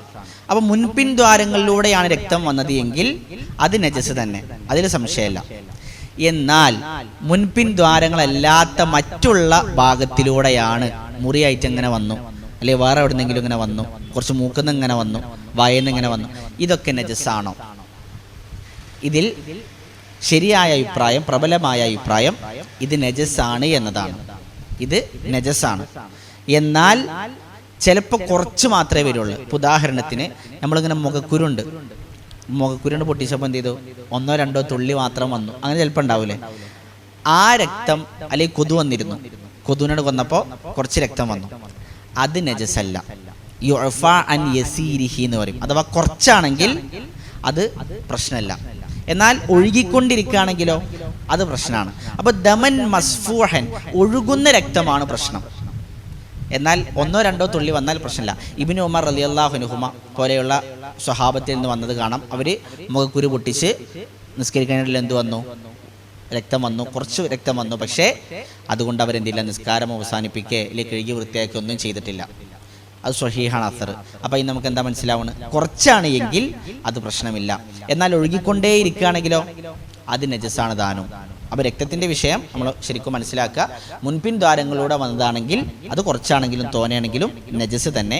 അല്ലാത്ത ഭാഗങ്ങളിലൂടെ വന്നതാണെങ്കിൽ അതിൽ സൂക്ഷ്മതക്ക് നല്ലത് പ്രബലമായ അഭിപ്രായ പ്രകാരം അത് നജസാണ് എന്നതാണ്. എന്നാൽ വളരെ തുള്ളി മാത്രമേ ഉള്ളൂ, കുറച്ചുള്ളിയെങ്കിൽ അതെന്തില്ല ദാനും, പ്രശ്നമാക്കേണ്ടതില്ല ദാനും, അത് പ്രശ്നമില്ല. എന്നാൽ ഇതുപോലെ നമ്മൾ മനസ്സിലാക്കേണ്ട ഒരു കാര്യം, നമ്മൾ മൃഗത്തിനെ അറുത്തു, നമ്മൾ നേരത്തെ പോലെ ജീവിച്ചിരിക്കുമ്പോൾ ത്വാഹിറാണ്, മരണപ്പെട്ടാൽ നജിസാണ്. അങ്ങനത്തെ ജീവികൾ അവരുടെ രക്തം എന്താ പറഞ്ഞു? നജസാണ്. അപ്പോൾ നമ്മൾ ഉളിഹ്യത്തിന് പോത്തിനെ കറക്കുന്ന സമയത്ത് രക്തം തെറിക്കും. അത് നമ്മളെ വസ്ത്രത്തിലായാലും എന്താണ്? അത് നജസാണ്. എന്നാൽ അതിങ്ങനെ ഒഴുകി ഒഴുകി ഒഴുകി ഫുള്ള് കഴിഞ്ഞു. അതാണ് ദമൻ മസ്ഫൂഹൻ, ഒഴുകിക്കൊണ്ടിരിക്കുന്ന രക്തം. അത് നിന്നു. അപ്പോൾ പിന്നെ അതിൻ്റെ ഇറത്തിൽ, അതിൻ്റെ ഞരമ്പിലൊക്കെ പിന്നെ രക്തം ഇങ്ങനെ ഉണ്ടാവും, നിൽക്കുന്നുണ്ടാവും. പക്ഷെ ഒഴുകണില്ല, ഒഴുക്കൊക്കെ നിന്നു. അതിൻ്റെ പിന്നെ ഞരമ്പുമൊക്കെ രക്തം നിൽക്കണത് കാണാം. അത് നജസല്ല. അപ്പോൾ അത് പോയി ഒരാൾ തൊട്ട് കഴിഞ്ഞാൽ, അല്ലെ അതൊരാളെ വസ്ത്രത്തിലായാൽ അത് നജസല്ല. കാരണം എന്താണ്? ഒഴുകുന്ന രക്തമാണ് നജസ്. ഒഴുകുന്ന രക്തമാണ് നജസ്. ഇങ്ങനെ ഒഴുകാതെ നിൽക്കുന്ന രക്തം എന്തല്ല? അല്ലാഹു സുബ്ഹാനഹു വ തആല പറഞ്ഞത് ഔ ദമൻ മസ്ഫൂഹൻ, അല്ലെങ്കിൽ ഒഴുകുന്ന മസ്ഫൂഹായ രക്തം എന്താണ്? അപ്പം ഇങ്ങനെ അതെല്ലാം ഒഴുകി കഴിഞ്ഞ് അതിൻ്റെ അവസാനത്തിൽ ബാക്കി നിൽക്കുന്ന രക്തം അത് പോയിട്ട് തൊട്ടാൽ അതെന്തില്ല? നജസല്ല. എന്നാൽ ആ ഒഴുകി വരുന്നതാണെങ്കിലോ, അറുക്കണ സമയത്ത് തെറിക്കണതോ അത് നജസാണ്. മനുഷ്യൻ്റെ കേസിലാണെങ്കിൽ ഒരുപാട് ഒഴുകിക്കൊണ്ടിരിക്കുന്ന രക്തമാണെങ്കിൽ അത് നജസാണ്. എന്നാൽ വളരെ കുറച്ചാണെങ്കിൽ യുർഫാൻ യസീരിഹി, അതെന്താണ്? പ്രശ്നമില്ല. എന്നാൽ ഉമർ റളിയല്ലാഹു, നമ്മൾ കേട്ട ചരിത്രേക്കരം, ഉമർ റളിയല്ലാഹുവിന് കുത്തേറ്റ് അദ്ദേഹം രക്തം ഒരുപാട് വാർന്നു. എന്നിട്ടും അദ്ദേഹം സുബ്ഹ് റക്അത്തോട് ബാക്കിയുണ്ട്, അത് അദ്ദേഹം നമസ്കരിച്ചു. അപ്പോൾ അതെങ്ങനെ? രക്തം ഒഴുകിക്കൊണ്ടിരിക്കുന്നത് അദ്ദേഹം പക്ഷേ ഒരു തുണി കെട്ടി വെച്ച് നമസ്കരിച്ചു. അപ്പോൾ പറ്റുമോ? അതെന്തുകൊണ്ടാണ് അദ്ദേഹം ചെയ്തത്? അത് ലറൂറിയത്തിൻ്റെ സന്ദർഭമാണ്, അഥവാ നിർബന്ധമാണ്. വേറെ അവിടെ ഓപ്പറേഷൻ ചെയ്ത് ശരിയാക്കിയിട്ട് പോയി നിസ്കരിക്കാൻ പറ്റുമോ? പറ്റൂലല്ലോ. അപ്പോൾ അങ്ങനത്തെ സന്ദർഭത്തിൽ നമുക്ക് എന്ത് ചെയ്യാം? നമ്മൾക്കത് ചെയ്യാം. അതേപോലെ തന്നെ കുറച്ചാണ് എങ്കിലും അത് നമ്മൾക്ക് പ്രശ്നമാക്കേണ്ട ആവശ്യമില്ല. ഇത് നമുക്ക് എപ്പോഴും പ്രശ്നം വരൽ, പിന്നെ ഞാൻ സൂചിപ്പിച്ച 2 ഉദാഹരണങ്ങൾ തന്നെ. ഒന്ന്, നമ്മൾ കൊതുവിനെ കൊല്ലുമ്പോൾ അറിയാതെ അതേപോലെ നമുക്ക് രക്തം വരും. അതേപോലെ തന്നെ നമുക്ക് ചിലപ്പോൾ മുഖക്കുരൊക്കെ എന്ത് ചെയ്യും, അറിയാതെ ചൊറിയുമ്പോൾ പൊട്ടും, അപ്പോൾ കുറച്ച് രക്തം വരും. അതിലൂടെ നമ്മൾ എന്ത് ചെയ്യേണ്ട ആവശ്യമില്ല, നിസ്കാരം ഉപേക്ഷിക്കേണ്ട ആവശ്യമില്ല. അല്ലാഹു അഅലം. പല്ലൊക്കെ എടുത്തു കഴിഞ്ഞാൽ ഒരുപാട് വരാൻ സാധ്യതയുണ്ട്. നമ്മൾ പഞ്ഞൊക്കെ എടുത്ത് കുറേ ഒപ്പോലെ അങ്ങനെ ഒഴുകിക്കൊണ്ടേ ഇരിക്കുന്നതാണെങ്കിൽ അത് നജസാണ്. എന്നാൽ 1-2 തുള്ളിയോ വന്നു വെച്ചാലോ അത് നമ്മൾ നജസാക്കേണ്ട ആവശ്യമില്ല. അപ്പോൾ നമുക്ക് തന്നെ സ്വയം എന്താ തീരുമാനിക്കാം? 1-2 തുള്ളിയോ 2-3 തുള്ളിയൊക്കെ ഒഴിച്ചാൽ അത് കാര്യമാക്കേണ്ട. എന്നാൽ അതിങ്ങനെ ഒഴുകിക്കൊണ്ടിരിക്കുകയാണെങ്കിൽ അത് നജസായിട്ട് നമ്മൾ പരിഗണിക്കുക. അല്ലാഹു അഅലം. ശിരബ് നജസുകൾ വിഷയം കഴിഞ്ഞു. അതിൽ സംശയങ്ങളൊന്നുമില്ലല്ലോ? ക്ലിയർ അല്ലേ? ഇനി മൂജിബാത്തുൽ ഗുസ്ൽ, കുളി നിർബന്ധമാകുന്ന അവസ്ഥകൾ. ഇപ്പം നമ്മൾ ചെറിയ അശുദ്ധിയുമായി ബന്ധപ്പെട്ട കാര്യങ്ങൾ പറഞ്ഞു, അതിന് ബദലായിട്ടുള്ള തയമ്മുമിനെ കുറിച്ച് പറഞ്ഞു, മസ്ഹുൽ ഖുഫൈനൊക്കെ നമ്മൾ പറഞ്ഞു, നജസുകൾ കഴിഞ്ഞു. ഇനി വലിയ അശുദ്ധിയിലേക്ക് കടക്കുകയാണ്. ഇപ്പോൾ കുളി നിർബന്ധമാകുന്ന അവസ്ഥയാണ് വലിയ അശുദ്ധി. വലിയ അശുദ്ധിയിൽ നിന്ന് ശുദ്ധിയാകണമെങ്കിൽ കുളി നിർബന്ധമാണ്. ഏതൊക്കെയാണ് ആ അവസ്ഥകൾ? വലിയ അശുദ്ധി ഉണ്ടാകുന്ന അവസ്ഥകൾ ഏതൊക്കെയാണ്? അതിലൊന്നാമത്തത് ഖുറൂജുൽ മനിയ്യി മിൻ മഖ്റജിഹി മിന ദക്രി അവിൽ ഉൻസ. ആണാകട്ടെ പെണ്ണാകട്ടെ മനീയ് പുറപ്പെടുന്ന ഭാഗത്ത് നിന്ന് മനീയ് പുറപ്പെടുക. അപ്പോൾ ഗുഹ്യാവ്യത്തിലൂടെ എന്ത് ചെയ്യുക? മനീയ് ആയിക്കോട്ടെ ഇന്ദ്രിയത്തുള്ളി പുറത്തേക്ക് വരെ, ശുക്ലം പുറത്തേക്ക് തെറിക്കുക. അങ്ങനെ വന്നു കഴിഞ്ഞാൽ അവൻ്റെ വുളു, അവൻ്റെ പിന്നെ വലിയ അശുദ്ധിക്കാരനായി അവനെന്ത് ചെയ്യണം? കുളി നിർബന്ധമാണ്. ഇവിടെ ശ്രദ്ധിക്കേണ്ട ഒരു പ്രധാനപ്പെട്ട കാര്യം, 2 രൂപത്തിൽ ഇന്ദ്രിയം പുറത്തേക്ക് വരും. ഇത് ഒരുപാട് ആൾക്കാർക്ക് അറിയാത്തൊരു മസല, നമ്മൾ ശ്രദ്ധിക്കണം. 2 രൂപത്തിൽ എന്ത് ചെയ്യും? ഇന്ദ്രിയം പുറത്തേക്ക് വരും. ഒന്നാമത്തത് തെറിച്ചു വീഴുക. സാധാരണ അങ്ങനെ ഉണ്ടാവുക. എന്ത് ചെയ്യും? തെറിച്ചു വീഴുക. മദീ വരുന്ന പോലെ വദീ വരുന്ന പോലെ അല്ല വരിക. മനീയ് തെറിച്ചു വീഴും. അല്ലാഹു സുബ്ഹാനഹു വ തആല പറഞ്ഞ ഖുലിഖ മിൻ മാഇൻ ദാഫിഖിൻ, തെറിച്ചു വീഴുന്ന ഇന്ദ്രിയത്തുള്ളിയിൽ നിന്ന് സൃഷ്ടിച്ചു എന്നുള്ളതാണ്. അപ്പോൾ തെറിച്ചു വീഴുന്ന ഇന്ദ്രിയത്തുള്ളി അതെങ്ങനെ? ബി തദഫുഖി വബിശഹ്വ, ഇച്ഛയോടുകൂടി തെറിച്ചു വീഴുന്ന അവസ്ഥയിൽ വന്നാലേ കുളി നിർബന്ധമാകുന്ന മനിയാവുകയുള്ളൂ. കാരണം റസൂൽ സല്ലല്ലാഹു അലൈഹി വസല്ലം പറഞ്ഞു ഇദാ ഫലഖ്തൽ മാഅ ഫഗ്തസിൽ. അലി റളിയല്ലാഹു അൻഹു പറഞ്ഞു നീ ഇന്ദ്രിയത്തെ ഫലഖ് ചെയ്താൽ നീ കുളിക്കണം. ഇപ്പം എന്താ ഫലഖ് പറഞ്ഞാൽ അത് തെറിച്ചു വീഴലാണ്. ഇച്ഛയോട് കൂടി വരുമ്പോഴാണ് തെറിച്ചു വീഴുക. രണ്ടാമത് പുറത്തേക്ക് വരുന്നൊരു സന്ദർഭം ചില ആളുകൾക്ക് രോഗം കാരണം അല്ലെങ്കിൽ വല്ലാതെ തണുപ്പുണ്ടാകുമ്പോഴൊക്കെ എന്ത് ചെയ്യും, കുറച്ച് പുറത്തേക്ക് വരും, കുറച്ചിങ്ങനെ തുള്ളി തുള്ളിയായിട്ടൊക്കെ പുറത്തേക്ക് വരും. അങ്ങനെ തെറിച്ച് ഒരുപാട് സാധാരണ വരുന്ന പോലെ വരില്ല, തുള്ളികളായിട്ട് 1, 2, 3 തുള്ളികളായിട്ട് ഇങ്ങനെ പുറത്തേക്ക് വരും. അതുകൊണ്ട് കുളി നിർബന്ധമാവുകയില്ല. അപ്പോൾ കുളി നിർബന്ധമാകുന്ന അവസ്ഥ ഏതാണ്?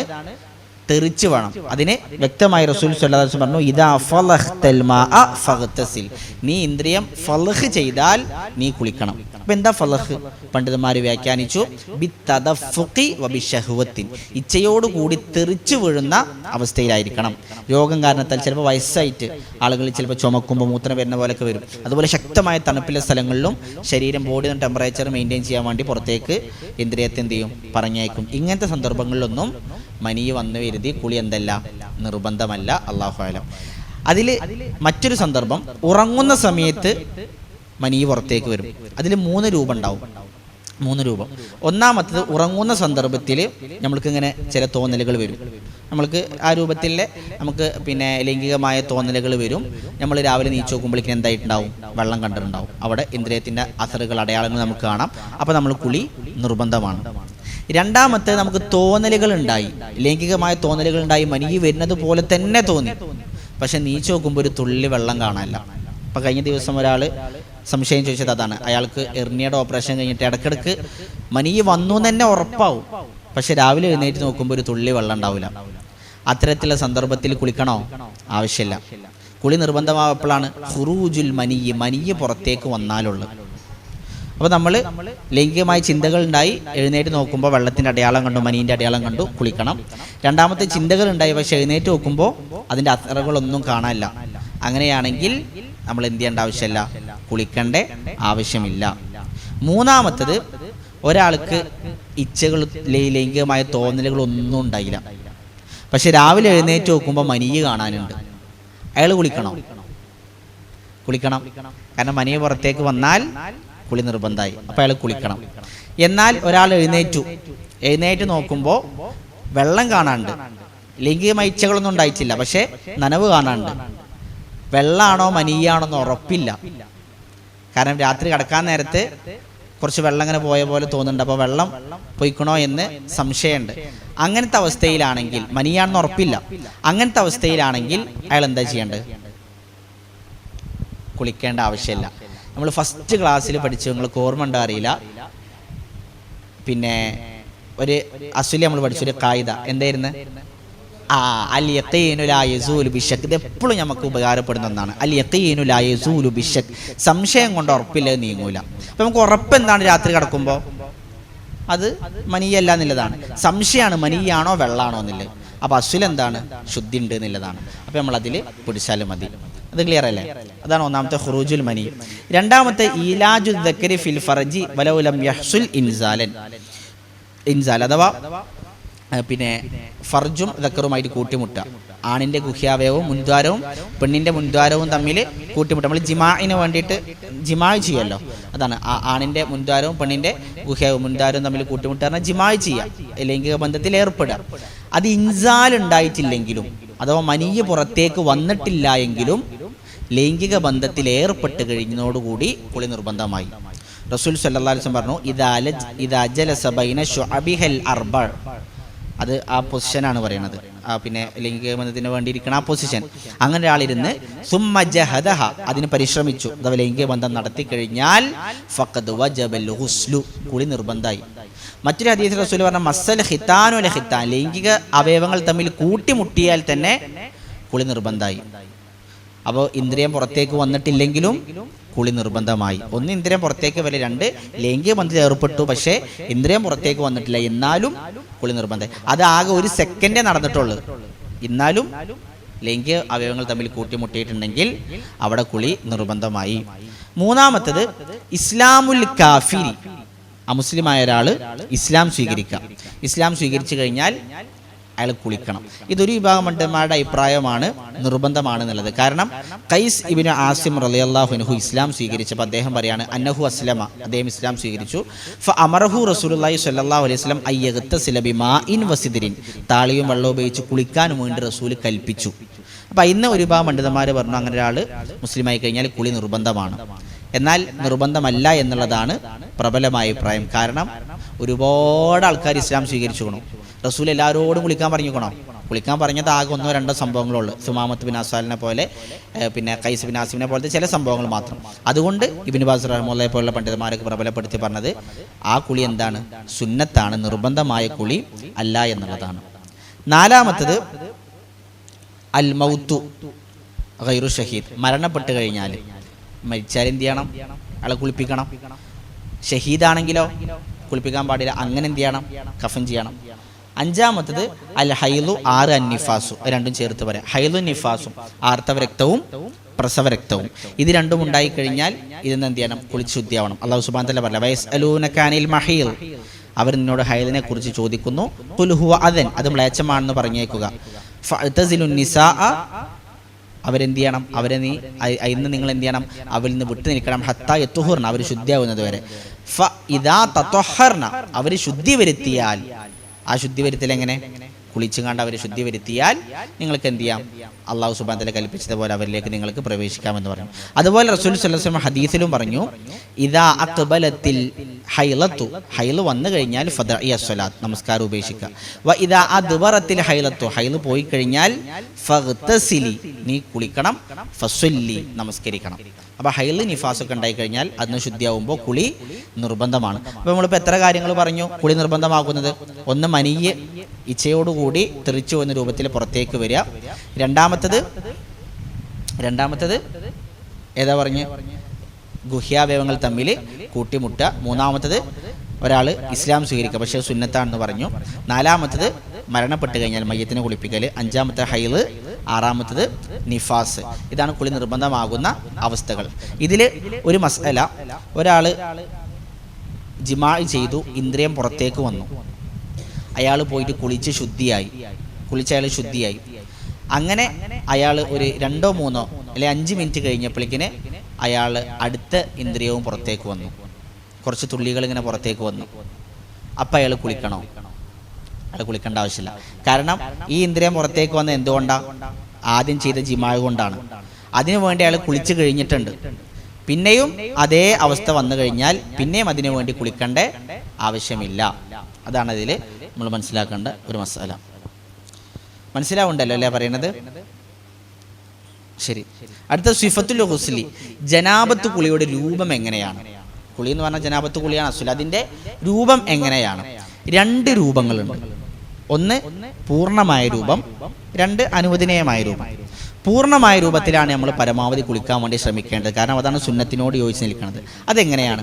ഹദീസിൽ കാണാം, കാൻ റസൂലുള്ളാഹി സ്വല്ലല്ലാഹു അലൈഹി വസല്ലം ഇദ ഗതസല മിനൽ ജനാബ, റസൂൽ ജനാബത്തിൽ നിന്ന് കുളിക്കാൻ തുടങ്ങിയാൽ റസൂൽ സ്വല്ലല്ലാഹു അലൈഹി വസല്ലം ആദ്യം ചെയ്യുക യബ്ദഉ ഫയഗ്സിലു യദൈഹി, കൈകൾ കഴുകി തുടങ്ങും.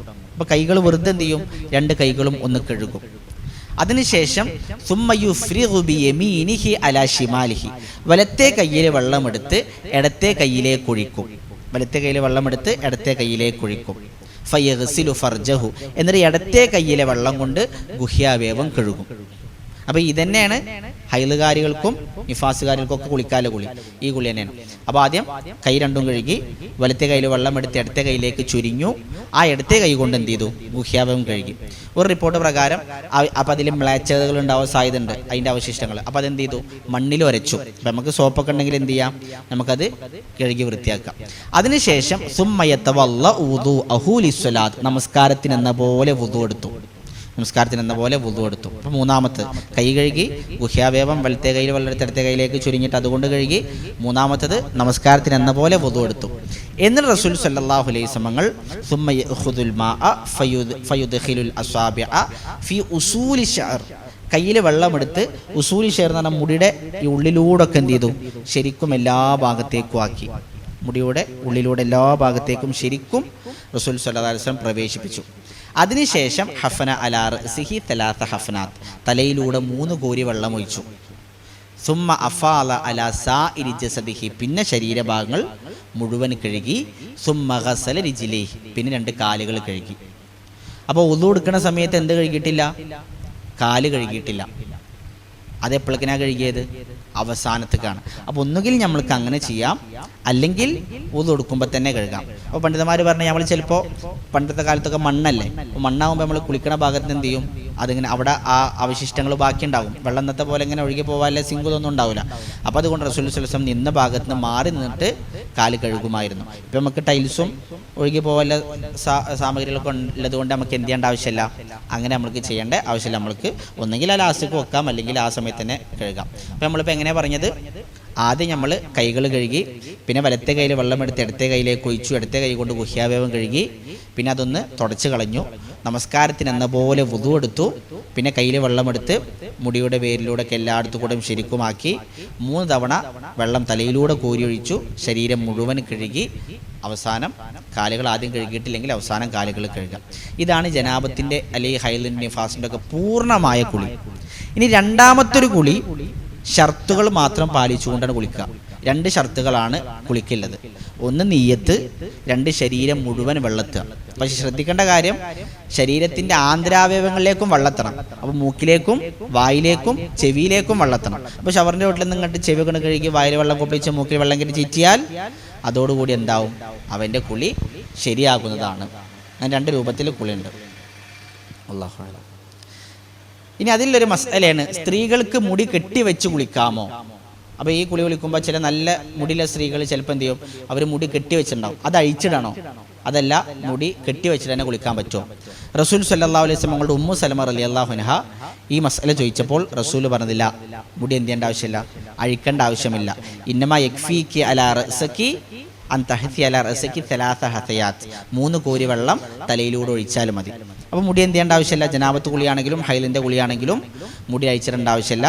അതിൻ്റെ മുകളിലൂടെ വെള്ളം ഒഴിച്ചാൽ മതി. എന്നാൽ ശക്തമായ കെട്ടാണ്, മുടിയുടെ ഉള്ളിലേക്ക് എങ്ങനെ വെള്ളം എത്താത്ത രൂപത്തിൽ ശക്തമായി കെട്ടിയിട്ടുണ്ടെങ്കിൽ എന്ത് ചെയ്യണം? നമ്മളതിൻ്റെ ഉള്ളിലേക്ക് വെള്ളം എത്തിച്ചു കൊടുക്കണം. സാധാരണ മുടി കെട്ടുന്നത് കൊണ്ട് അതിൻ്റെ ഉള്ളിലേക്ക് വെള്ളം എത്താതിരിക്കൂല. അപ്പം അതുകൊണ്ട് നമ്മളത് അഴിച്ചിടേണ്ട ആവശ്യമില്ല. അല്ലാഹു അഅലം. ചെറിയ അശുദ്ധിയിൽ നിന്ന് കൂടി ശുദ്ധിയാകാം. ഇത് അല്ലാഹു സുബ്ഹാനഹു വ തആല ഇസ്ലാം നമുക്ക് നൽകിയ ഒരു വലിയ എളുപ്പമാണ്. ചെറിയ അശുദ്ധി, വലിയ അശുദ്ധി നമ്മൾ അതിൽ നിന്ന് ശുദ്ധിയാകുന്ന സമയത്ത് ചെറിയ അശുദ്ധിയിൽ നിന്ന് ശുദ്ധിയാകൽ നിയ്യത്തോടും വെച്ചാൽ അതിലൂടെ 2 മതിയാകുന്നതാണ്.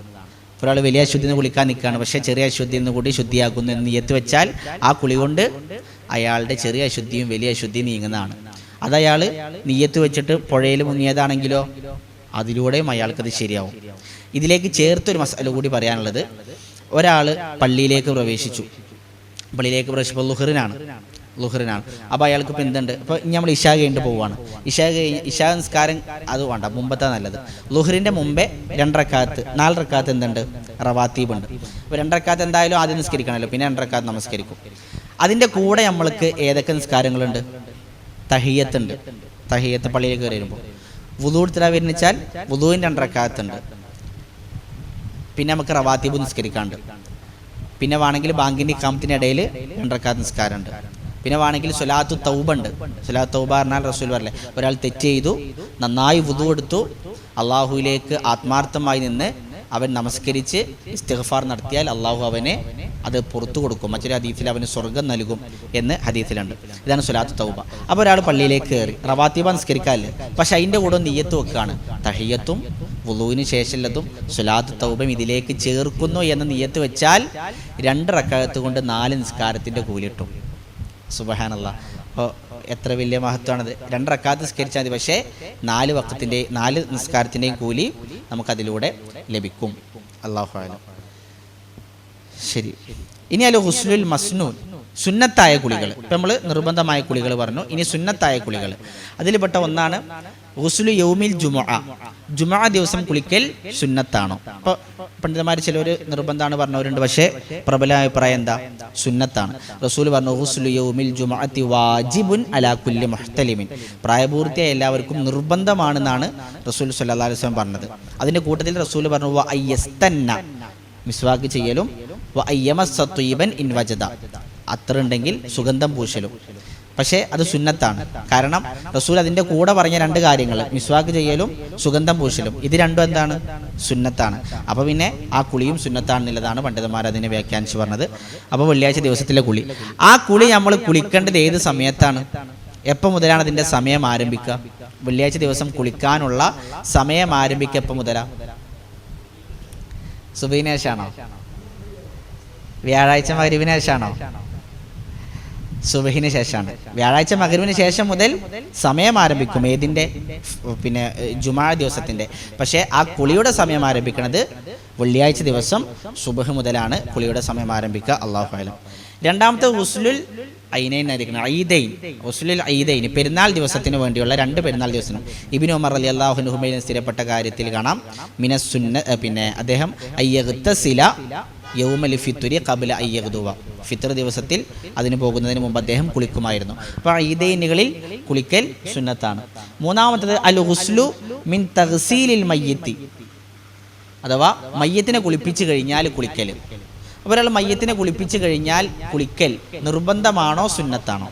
സുന്നത്താണ്. റസൂൽ പറഞ്ഞ ഹദീസിൽ മൻ ഗസ്സല മയ്യിത്തൻ ഫല്യഗ്തസിൽ, ആരെങ്കിലും മയ്യത്ത് കുളിപ്പിച്ചാൽ അവന് കുളിക്കട്ടെ. അപ്പോൾ നിർബന്ധമായ രൂപത്തിലാണ് റസൂൽ എന്ത് ചെയ്തത്? പറഞ്ഞത്.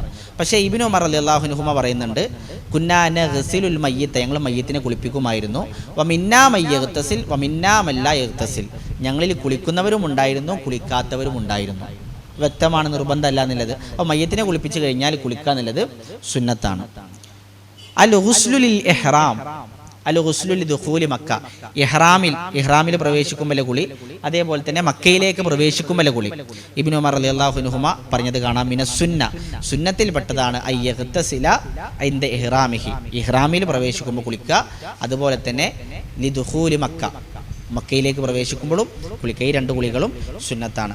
അതേപോലെ അൽ ഗുസ്ലുൽ യൗമി അറഫ, അറഫ ദിവസത്തിൽ ഉള്ള കുളി, ഇതൊക്കെ എന്താണ്? സുന്നത്തായ കുളികളാണ്. ഇതൊക്കെ സുന്നത്തായ കുളികളാണ്. അപ്പോൾ ഇതോടുകൂടി നമ്മൾ ശുദ്ധീകരണത്തിൻ്റെ ഭാഗം അവസാനിക്കുകയാണ്. അപ്പോൾ നമ്മൾ എന്തൊക്കെയെന്ന് പറഞ്ഞു? നമ്മൾ പറഞ്ഞത് ആദ്യം മസ്ഹുൽ ജബീറ, പ്ലാസ്റ്ററിലെ തടവണ വിഷയം നമ്മൾ പറഞ്ഞു. പിന്നെ നജാസത്തുകളെ കുറിച്ച് നമ്മൾ വിശദമായിട്ട് ചർച്ച ചെയ്തു. അത് കഴിഞ്ഞ് കുളിയിലേക്ക്, അപ്പോൾ കുളിയുടെ രൂപം നമ്മൾ പറഞ്ഞു. അതുപോലെ സുന്നത്തായ കുളികൾ ഏതാണ്, വാജിബായ കുളികൾ ഏതാണ്, ഇതെല്ലാം നമ്മൾ പറഞ്ഞു.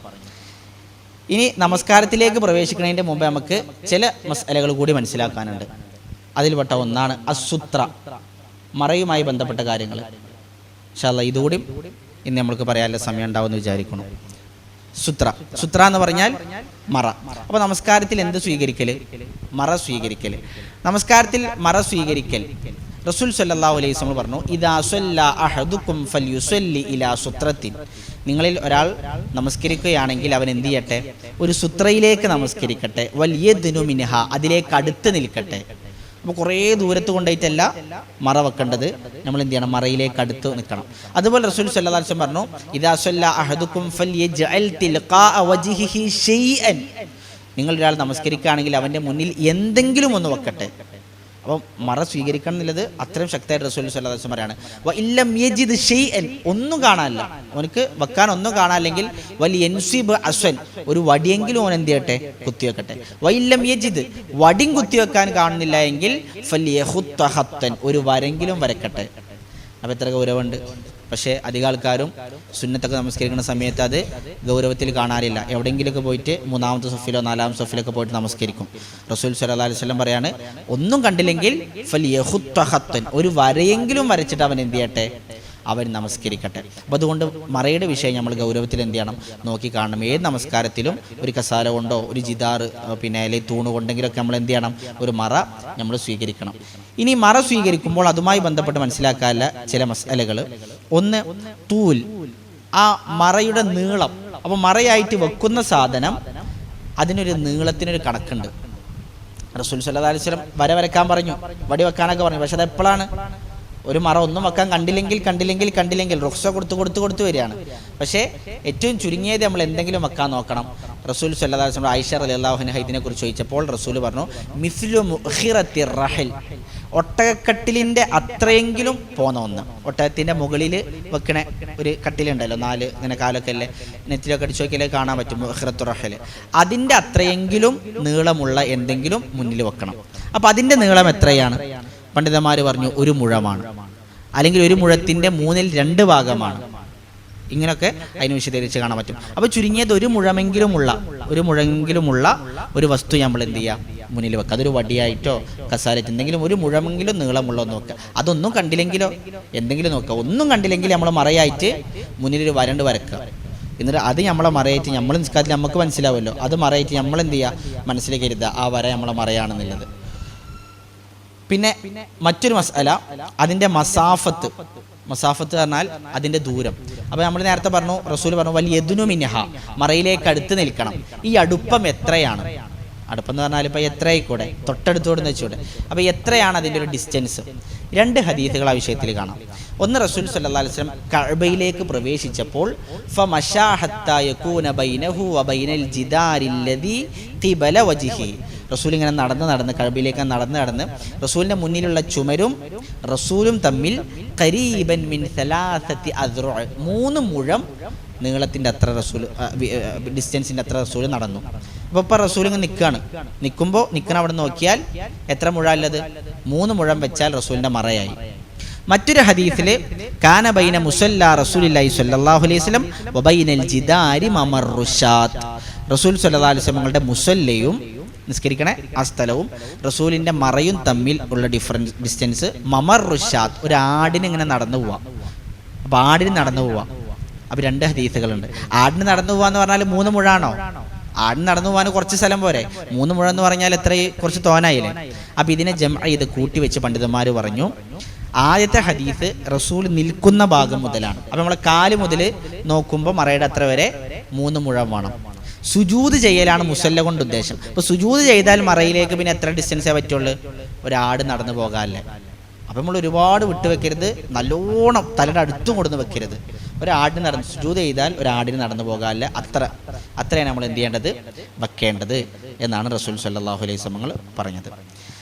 അതിലൊരു മസ്അല, ഇദാ സാലത്തി സുത്ര അസ്നാ അസ്സലാത്ത്, നിസ്കാരത്തിൻ്റെ ഇടയിൽ മറ നീങ്ങിയാൽ നമുക്ക് എപ്പോഴും ഉണ്ടാവുന്ന ഒരു മസലയാണ്.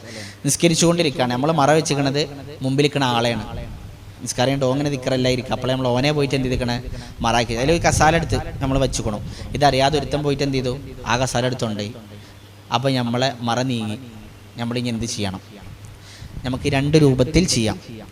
ഒന്നുകിൽ നമ്മൾ നിൽക്കണ ഇപ്പോൾ 2ാമത്തെ സൊഫിലാണ്, നമുക്ക് 2 സ്റ്റെപ്പ് വെച്ചാൽ 1ാമത്തെ സൊഫിലേക്ക് എത്താം. അങ്ങനെ കുറച്ച് ദൂരമുള്ളെങ്കിൽ നമുക്ക് ആ മുമ്പിലത്തെ സൊഫിലേക്ക് കയറി നിൽക്കാം. ഇനി ഒരാൾ അങ്ങനെ കയറി നിന്നിട്ടില്ലെങ്കിലോ അതും പ്രശ്നമല്ല. അയാൾ അവിടെ നിന്നിട്ട് തന്നെ നിസ്കാരം പൂർത്തിയാക്കിയാൽ അതും പ്രശ്നമില്ല. കാരണം അയാൾ നിസ്കാരം തുടങ്ങുമ്പോൾ എന്ത് ചെയ്തിട്ടുണ്ട്, മറ സ്വീകരിച്ചിട്ടുണ്ട്. പിന്നെ ഓൻ്റെ കാരണത്താൽ നീങ്ങിയതല്ല മറ. അതുകൊണ്ട് ഓനക്ക് അവിടെ നിന്ന് തന്നെ നിസ്കാരം പൂർത്തിയാക്കാം. ഇനി ഒരാൾക്ക് മുന്നിലേക്ക് കയറി നിൽക്കണം തോന്നുകയാണെങ്കിൽ അയാൾക്ക് കയറി നിൽക്കുകയും ചെയ്യാം. എന്നാൽ 4ാമത്തെ സൊഫിലൊക്കെയാണ്, 1ാം സൊഫിക്കാണ് നടന്നു പോയാലോ, അപ്പോൾ അത് നമ്മൾ എന്ത് ചെയ്യണം, നമ്മൾ സൂക്ഷിക്കണം. റസൂൽ സല്ലല്ലാഹു അലൈഹി വസല്ലം നമസ്കാരത്തിൽ അങ്ങനെ എന്ത് ചെയ്തിട്ടുണ്ട്, അത്യാവശ്യ ഘട്ടങ്ങളിൽ നടന്നിട്ടുണ്ട്. റസൂൽ നമസ്കരിക്കുമ്പോൾ ആയിഷ റളിയല്ലാഹു അൻഹ വന്ന് വാതിൽ മുട്ടി, വാതിൽ അടച്ചിട്ടിട്ടാണ്. റസൂൽ നടന്നിട്ട് എന്ത് ചെയ്തു, വാതിൽ തുറന്നു കൊടുത്ത് റസൂൽ നമസ്കാരത്തിലേക്ക് തിരിച്ചു വന്നു. സ്വഹീഹായ സംഭവമാണ്.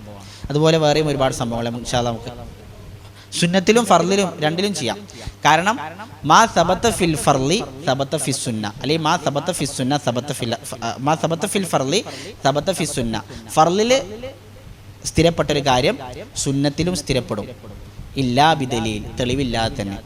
അപ്പോൾ ഫർളിലൊരു കാര്യം റസൂൽ പറഞ്ഞത് സുന്നത്തിൽ എന്ത് ചെയ്യും, അതേപോലെ തന്നെ സ്ഥിരപ്പെടും. പ്രത്യേകിച്ച് ഇപ്പോൾ ഫർള് നിസ്കാരത്തിൽ നിന്നിട്ട് തന്നെ നിസ്കരിക്കണം, നിർബന്ധമാണ്. എന്നാൽ സുന്നത്തിലോ ഇരുന്ന് നിസ്കരിക്കാം. എന്തുകൊണ്ട്? പ്രത്യേകം റസൂല് ഇളവ് തന്നു. ഫർള് നിസ്കാരത്തിൽ നമ്മൾ ഇബ്രാഹിം സ്വലാത്ത് വരെ ഓതൽ നിർബന്ധമാണ്. അല്ലാഹുമ്മ ഫർലി മഖദ്ദം തുമാഖർതു വാണേ ചെല്ലാൻ മതി. ഇബ്രാഹിം സ്വലാത്ത് വരെ നിർബന്ധമാണ്. അപ്പോൾ സുന്നത്തിൽ ഒരാൾക്ക് അഷ്ഹദു അല്ലാ ഇലാഹ ഇല്ലല്ലാഹു റസൂലുള്ളാഹി വരെ ചെല്ലാൻ പറ്റുമോ? ഇല്ല. ഇബ്രാഹിം സ്വലാത്ത് വരെ ചെല്ലണം. റസൂൽ പ്രത്യേകം പറഞ്ഞതാണോ? അല്ല. ഫർളിൽ പറഞ്ഞു, അത് സുന്നത്തിലും അതേപോലെ തന്നെ സ്ഥിരപ്പെടും. അപ്പോൾ ഫർളിൽ എന്ത് പറഞ്ഞോ അത് പ്രത്യേകം തെളിവ് വന്നിട്ടില്ലെങ്കിൽ സുന്നത്തിലും അതിനെ സ്ഥിരപ്പെടും. സുന്നത്തിൽ പ്രത്യേകം ഇളവ് വന്നിട്ടുണ്ടെങ്കിൽ അത് ഇളവായിട്ട് നമുക്ക് എന്ത് ചെയ്യും ചെയ്യാം, നമുക്ക് സ്വീകരിക്കുകയും ചെയ്യാവുന്നതാണ്. അല്ലാഹു അലം. അപ്പോൾ മറയുടെ വിഷയം അതാണ് നമുക്ക് സൂചിപ്പിക്കാനുള്ളത്. ഹുക്കുമുൽ മാറു ബൈന യദൈൽ മുസല്ലി, ഇത് ഭയങ്കര ഗൗരവമുള്ള വിഷയമാണ്. നമസ്കാരക്കാരൻ്റെ അതിൻ്റെ മുമ്പിലൂടെ നടന്നു പോവാം. ഇതിൻ്റെ ഹുക്കും, ഇതിൻ്റെ വിധി എന്താണെന്നാണ്. എന്താണ് അതിൻ്റെ വിധി? ഹറാം. ആ വിധി ഹറാമാണ്. ഹറാമാണ് മാത്രമല്ല, ചില പണ്ഡിതന്മാർ പറഞ്ഞ കബായിറാണ്, വൻപാപങ്ങളിൽ പെട്ടതാണ്. അത്രയും ഗൗരവമാണ്. അപ്പോൾ നിസ്കരിക്കുന്ന ആളെ മുമ്പ് കൂടി ഒരിക്കലും എന്ത് ചെയ്യാൻ പാടില്ല, നടന്നു പാടില്ല. റസൂൽ സല്ലല്ലാഹു അലൈഹി വസല്ലം പറഞ്ഞു, ലൗ യഅലമുൽ മാറു മാ ബൈന യദൈൽ മുസല്ലി മാദാ അലൈഹി, നമസ്കരിക്കുന്ന ആളുടെ മുന്നിലൂടെ നടന്നു പോകുന്നതിലുള്ള ശിക്ഷ എന്താണ് എന്നൊരാൾ അറിഞ്ഞിരുന്നെങ്കിൽ ലകാന അയ്യഖിഫ 40, 40, മറ്റൊരു റിപ്പോർട്ടിൽ 40 വർഷം അവൻ നിൽക്കുന്നതാണ് അവന് ഖൈർ, ഉത്തമമായിട്ടുള്ളത്. മിൻ അയ്യമുറ ബൈനദൈ, അതിൻ്റെ മുമ്പ് കൂടെ നടന്നു പോകുന്നതിനേക്കാൾ അവനക്ക് ഉത്തമം 40 വർഷം. അപ്പം നടന്നു പോയാൽ അള്ളാഹ് എനിക്ക് ഈ ശിക്ഷയാണല്ലോ വരാല്ലേ എന്ന് അറിഞ്ഞാലോ 40 വർഷം അവിടെ നിൽക്കുമായിരുന്നു. അത്രയും ഗൗരവമാണ് നിസ്കാരക്കാരൻ്റെ ഇടയിൽ കൂടെ നടന്നു പോകാം. മറയുണ്ടെങ്കിൽ എന്ത് ചെയ്യാം? മറയുടെ പിന്നിലൂടെ മുന്നിലൂടെ നമുക്ക് നടന്നു പോകാം. മറയുടെയും നമസ്കാരക്കാരൻ്റെ ഉള്ളിലൂടെയും നടന്നു പോകാൻ പാടില്ല. റസൂൽ സല്ലല്ലാഹു അലൈഹി വസല്ലം ഒരിക്കൽ നമസ്കരിച്ചു കൊണ്ടിരിക്കെ ഒരു മൃഗം ഇങ്ങനെ റസൂലിൻ്റെ മറയുടെ മുമ്പ് കൂടെ പോവാം. അപ്പോൾ റസൂൽ എന്ത് ചെയ്ത്? മറയുടെ അടുത്ത് കണ്ട് ചേർന്ന് നിന്നെടുത്തു. എന്നിട്ട് മൃഗത്തിൻ്റെ പിന്നെ കൂടെ വിട്ടു. അപ്പം മറയുടെ ഉള്ളിൽ കൂടെ ഒരാളെയും എന്ത് ചെയ്യാൻ പാടില്ല, നമ്മൾ വിടാൻ പാടില്ല. റസൂൽ പറഞ്ഞു, ഒരാൾ നമസ്കരിക്കുമ്പോൾ മറയില്ലാതെയാണ് നമസ്കരിക്കുന്നത് എങ്കിൽ 3 വസ്തുക്കൾ അവൻ്റെ മുന്നിലൂടെ നടന്നു പോയാൽ യഖ്തഉ സ്വലാത്തുൽ മർഇ, ഒരു മനുഷ്യനെ നമസ്കാരം മുറിച്ചു കളയും. ഒന്ന്, ഒരു സ്ത്രീ, പ്രായപൂർത്തിയായ സ്ത്രീ നടന്നു പോയാൽ. രണ്ടാമത്തത് അൽ കൽബുൽ അസ്വദു, കൽബുൽ അസ്വദ് പറഞ്ഞാൽ കറുത്ത നായ. മൂന്നാമത്തെ വൽ ഹിമാറു, കഴുത. ഇത് 3 നടന്നു പോയാൽ, ഏത് കൂടെ മറയില്ലാതെ, ഒരാൾ മറ വെച്ചിട്ടില്ലെങ്കിൽ അവൻ്റെ മുമ്പ് കൂടെ 3 നടന്നു പോയാൽ, ഇതിലേതെങ്കിലും നടന്നു പോയാൽ അവൻ്റെ നിസ്കാരം യഖ്തഉ, മുറിച്ചു പോകുമെന്ന് പറഞ്ഞാൽ അതിൻ്റെ പ്രതിഫലം എന്ത് ചെയ്യും? നഷ്ടപ്പെട്ടു പോകും. പുരുഷന്മാരൊക്കെ നടന്നു പോകുമ്പോൾ നമ്മൾ തടയണം, അത് നിർബന്ധമാണ്. തടഞ്ഞിട്ട് റസൂൽ പറഞ്ഞത്, ഓന് വിസമ്മതിക്കുകയാണെങ്കിൽ ഓനോട് യുദ്ധം ചെയ്യണമെന്നാണ്. യുദ്ധം ചെയ്യാമെന്ന നിസ്കാരം നിർത്തി പോയിട്ട് വാളെടുത്ത് വെട്ടണമെന്നല്ല. എന്ത് ചെയ്യണം? ശക്തമായിട്ട് എന്ത് ചെയ്യണം? ഓനെ തടഞ്ഞ് നിർത്തണം. പക്ഷെ അവിടെ നമ്മൾ ശ്രദ്ധിക്കേണ്ട വിഷയം, ചിലപ്പോൾ ഇപ്പോൾ ഹറമിലൊക്കെ ആണെങ്കിൽ, അല്ലെങ്കിൽ മസ്ജിദ് നബവിത്തെ അവിടെയാണെങ്കിലും ഇളവുകളുണ്ട്. കാരണം അവിടെ വലിയ പള്ളിയാണ്. അത് മാത്രമല്ല അവിടെ ഭയങ്കര തിരക്കേകരം. അപ്പോൾ ഒരാൾക്ക് ഇപ്പോൾ തിരിച്ച് പുറത്തേക്ക് പോകണം. പക്ഷെ എല്ലാ സമയത്തും ആൾക്കാർ എന്തിലേക്കരം? നല്ല തിരക്കിലാണ് ആൾക്കാർ നിസ്കരിച്ചുകൊണ്ടേ. നിസ്കാരം കഴിഞ്ഞ് പോകാൻ നോക്കുമ്പോഴേക്കിനെ ഇവന് ചിലപ്പോൾ ഇശാ കഴിഞ്ഞിട്ടേ വീട്ടിൽ പോകാൻ പറ്റുള്ളൂ. അപ്പോൾ അങ്ങനത്തെ സന്ദർഭത്തിൽ, അഥവാ നല്ല തിരക്കാണ്, ഇവനിക്ക് പോകണമെങ്കിൽ വേറെ വഴികളൊന്നുമില്ല, അങ്ങനത്തെ സന്ദർഭത്തിൽ എന്ത് ചെയ്യാം? നമസ്കാരക്കാരൻ്റെ മുന്നിലൂടെ നടന്നു പോകാം. അതുപോലെ ഒരു ഉദാഹരണം, സുലൈമാൻ റുഹി അഫ്ലൊക്കെ പറഞ്ഞൊരു ഉദാഹരണം, ഒരാൾ ഷുഗർ പേഷ്യൻ്റ് ആണ്, അല്ലെങ്കിൽ വേറെ എന്തെങ്കിലും ഒരു അസുഖമുള്ള ആളാണ്, അയാൾക്ക് മൂത്രയിക്കാൻ മുട്ടുണ്ട്. ഷുഗർ പേഷ്യൻസിനൊക്കെ ആകുമ്പോൾ നല്ല മുട്ട് പെട്ടെന്ന് പോകേണ്ടി വരും. അങ്ങനത്തെ സന്ദർഭങ്ങളിൽ അവർക്ക് പോകാൻ അനുവാദമുണ്ട്. ആ സമയങ്ങളിൽ നമ്മൾ എന്ത് ചെയ്യാൻ പാടില്ല എന്നാണ്? അവരെ തടയാൻ പാടില്ല. അപ്പോൾ കുറച്ച് വയസ്സായ ആളൊക്കെ ആണെങ്കിൽ അവരൊരു പക്ഷേ ആ രൂപത്തിലായിരിക്കും. അപ്പോൾ അത്തരക്കാർക്ക് മുന്നിലൂടെ നടന്നു പോകാൻ ഇളവുണ്ട്. അഥവാ നല്ല തിരക്കുള്ള പള്ളിയാണ്, വലിയ പള്ളിയാണ്, നല്ല തിരക്കുണ്ട്, അപ്പോൾ മുന്നിലൂടെ എന്ത് ചെയ്യാം? നടന്നു പോകാം. അല്ലെങ്കിൽ ഈ രൂപത്തിൽ അസുഖമുള്ള ആളുകളൊക്കെ ആണെങ്കിൽ അവർക്കും ഒരിളവ് അതിൽ നൽകിയിട്ടുണ്ട്. അല്ലാഹു അഅലം. ഒന്നാമത്തെ ചോദ്യം, ബാത്റൂമിൽ വെച്ച് വുദു എടുക്കുമ്പോൾ തോർത്തുമുണ്ട് മാത്രം എടുത്തുകൊണ്ട് പറ്റുമോ സ്ത്രീകൾക്ക് എന്നതാണ്. നമ്മൾ മനസ്സിലാക്കേണ്ട വിഷയം, വുദുവിൽ എന്ത് ഷർത്തില്ല, പിന്നെ ഔറത്ത് മറക്കാൻ നേരത്ത് വുളുവിൽ ഷർത്തില്ല. ഖുർആൻ ഓതലാകട്ടെ, വുളു ആകട്ടെ, അതിലൊന്നും പിന്നെ അല്ലെങ്കിൽ ബാങ്കിരി ജാവത്തേക്ക് ചില സ്ത്രീകളുണ്ടാവും, ബാങ്ക് കൊടുക്കുമ്പോൾ വേഗം എന്ത് ചെയ്യും? തലയിൽ കൂടെ തട്ടും. അതൊന്നും പിന്നെ അതിലൊന്നും പിന്നെ ഔറത്ത് മറക്കാനുള്ള നിർബന്ധമല്ല. അതുകൊണ്ട് ഒരാൾ നഗ്നനായിക്കൊണ്ട് വുളു എടുത്താലും അവൻ്റെ വുളു ശരിയാണ്. പക്ഷേ ഉത്തമം എന്താണ്? നമ്മൾ ഔറത്ത് മറച്ചുകൊണ്ട് നല്ല വൃത്തിയായിട്ട് വുളു എടുക്കാനുള്ളതാണ്. എന്നാൽ ഒരാൾ നഗ്നനായിക്കൊണ്ട് വുളു എടുത്താൽ അവൻ്റെ വുളു പ്രശ്നമില്ലതല്ല, സ്വഹീഹാണ്. അല്ലാഹു അഅലം. രണ്ടാമത്തെ, വിക്സ് ബാം പോലോത്തത് തേച്ചുകൊണ്ട് വുളു എടുത്താൽ വുളു ശരിയാകുമോ? അതിൽ നമ്മൾ പറഞ്ഞ വുളുവിൻ്റെ ഷർത്തുകളിൽപ്പെട്ട ഒന്നാണ് വുളുവിൻ്റെ പിന്നെ വെള്ളത്തെ തടയുന്നത് വുളുവിൻ്റെ അവയവങ്ങളിൽ ഉണ്ടെങ്കിൽ അത് നീക്കം ചെയ്യാം. എനിക്ക് തോന്നുന്നത് വിക്സ് ബാം എന്നൊക്കെ പറഞ്ഞൊരു എണ്ണമഴുക്കില്ല അല്ലേ? അത് പിന്നെ ഈ പിന്നെ നമ്മുടെ വാസ്ലീൻ പോലത്തെ പെട്രോളിയം ഉൽപ്പന്നങ്ങളാണ്. അത് ഒരു എണ്ണമഴുക്ക് ഉണ്ടാവുമെന്നാണ് തോന്നുന്നത്. അത് വെള്ളത്തെ തടയുമെന്ന് എനിക്കറിയില്ല. വെള്ളം ശരീരത്തിലേക്ക് തടയാത്തതാണ് എങ്കിൽ പ്രശ്നമില്ല. എങ്ങനെ? അതെ, അത് ഉപയോഗിച്ച് നമ്മൾക്ക് അതിൻ്റെ ആ എണ്ണമഴുക്ക് അവിടെ ഉണ്ടെന്നുണ്ടെങ്കിൽ അത് പിന്നെ എണ്ണൊക്കെ ആണെങ്കിൽ എന്ത് ചെയ്യൂല, എന്തായാലും വെള്ളം ശരീരത്തിലേക്ക് തട്ടൂല. അപ്പം അങ്ങനത്തെ തട്ടാത്തതാണ് എങ്കിൽ വുളു ശരിയാവില്ല. എന്നാൽ വെള്ളം ഉള്ളിലേക്ക് തട്ടുന്നതാണ് എങ്കിൽ അതുകൊണ്ട് ഉപയോഗിക്കുന്നതുകൊണ്ട് പ്രശ്നവുമില്ല. അല്ലാഹു അഅലം. മൂന്നാമത്തത്, ഒട്ടകത്തിൻ്റെ മാംസം കഴിച്ചാൽ വുളു എടുക്കുന്നതിൻ്റെ വിധി എന്ത് നിർബന്ധമാണ്. കാരണം നമ്മൾ നവാക്കിൽ വുളു മുറിയുന്ന സന്ദർഭങ്ങൾ പറഞ്ഞപ്പോൾ ഒട്ടകത്തിൻ്റെ മാംസം കഴിച്ചാൽ വുളു മുറിയെന്ന് പറയുന്നു. റസൂൽ സല്ലല്ലാഹു അലൈഹി വസല്ലമയോട് ചോദിക്കുന്നുണ്ട്, പിന്നെ അനതവല്ലഉ മിൻ ലുഹൂമിൽ ഗനം, ആടിൻ്റെ മാംസത്തിൽ ഞങ്ങൾ വുളു എടുക്കണോ അത് കഴിച്ചാൽ? അപ്പോൾ റസൂൽ പറഞ്ഞു, ഇൻഷിഅ്ത, ഉദ്ദേശിക്കുകയാണെങ്കിൽ വുളു എടുത്തോ, അല്ലെങ്കിൽ വേണ്ട. എന്നാൽ അനതവല്ലഉ മിൻ ലുഹൂമിൽ ഇബിൽ, ഒട്ടകത്തിൻ്റെ മാംസത്തിൽ ഞങ്ങൾ വുളു എടുക്കണോ? നഅം തവല്ലഉ മിൻ ലുഹൂമിൽ ഇബിൽ, ഒട്ടകത്തിൻ്റെ മാംസത്തിൽ വുളു എടുക്കണം. അപ്പോൾ ഒട്ടക മാംസം കഴിച്ചാൽ വുളു ബാത്തിലാകും, വുളു എടുക്കൽ നിർബന്ധമാണ്. അല്ലാഹു അഅലം. സ്ത്രീകൾ തല തടവുമ്പോൾ എത്ര വരെയാണ് തടവേണ്ടത്? അപ്പോൾ സ്ത്രീകൾ തല തടവുമ്പോൾ പുരുഷന്മാരെത്രയാണ് തടവേണ്ടത് അത്ര തന്നെയാണ് സ്ത്രീകളും തടവേണ്ടത്. കാരണം കായിദുണ്ട്, മാ സബത്ത ഫി ഹക്കിർ റജുലി സബത്ത ഫി ഹക്കിൻ നിസാഇ ഇല്ലാ ബിദലീലിൻ. പുരുഷന്മാരുടെ വിഷയത്തിൽ സ്ഥിരപ്പെട്ടത് എന്താണോ അതന്നെ, പ്രത്യേകിച്ച് തെളിവുകളൊന്നുമില്ലെങ്കിൽ സ്ത്രീകളുടെ വിഷയത്തിലും അത് തന്നെ എന്ത് ചെയ്യും, സ്ഥിരപ്പെടും. ഇപ്പോൾ നമ്മളെ നാട്ടിൽ പ്രത്യേകിച്ച് ഇതുപോലെ സംശയം ഒന്നാണ്, സ്ത്രീകൾ സുജൂദ് ചെയ്യുമ്പോൾ കൈ പരത്തി വെക്കണോ കൂട്ടി വെക്കണോ എന്നുള്ളത്.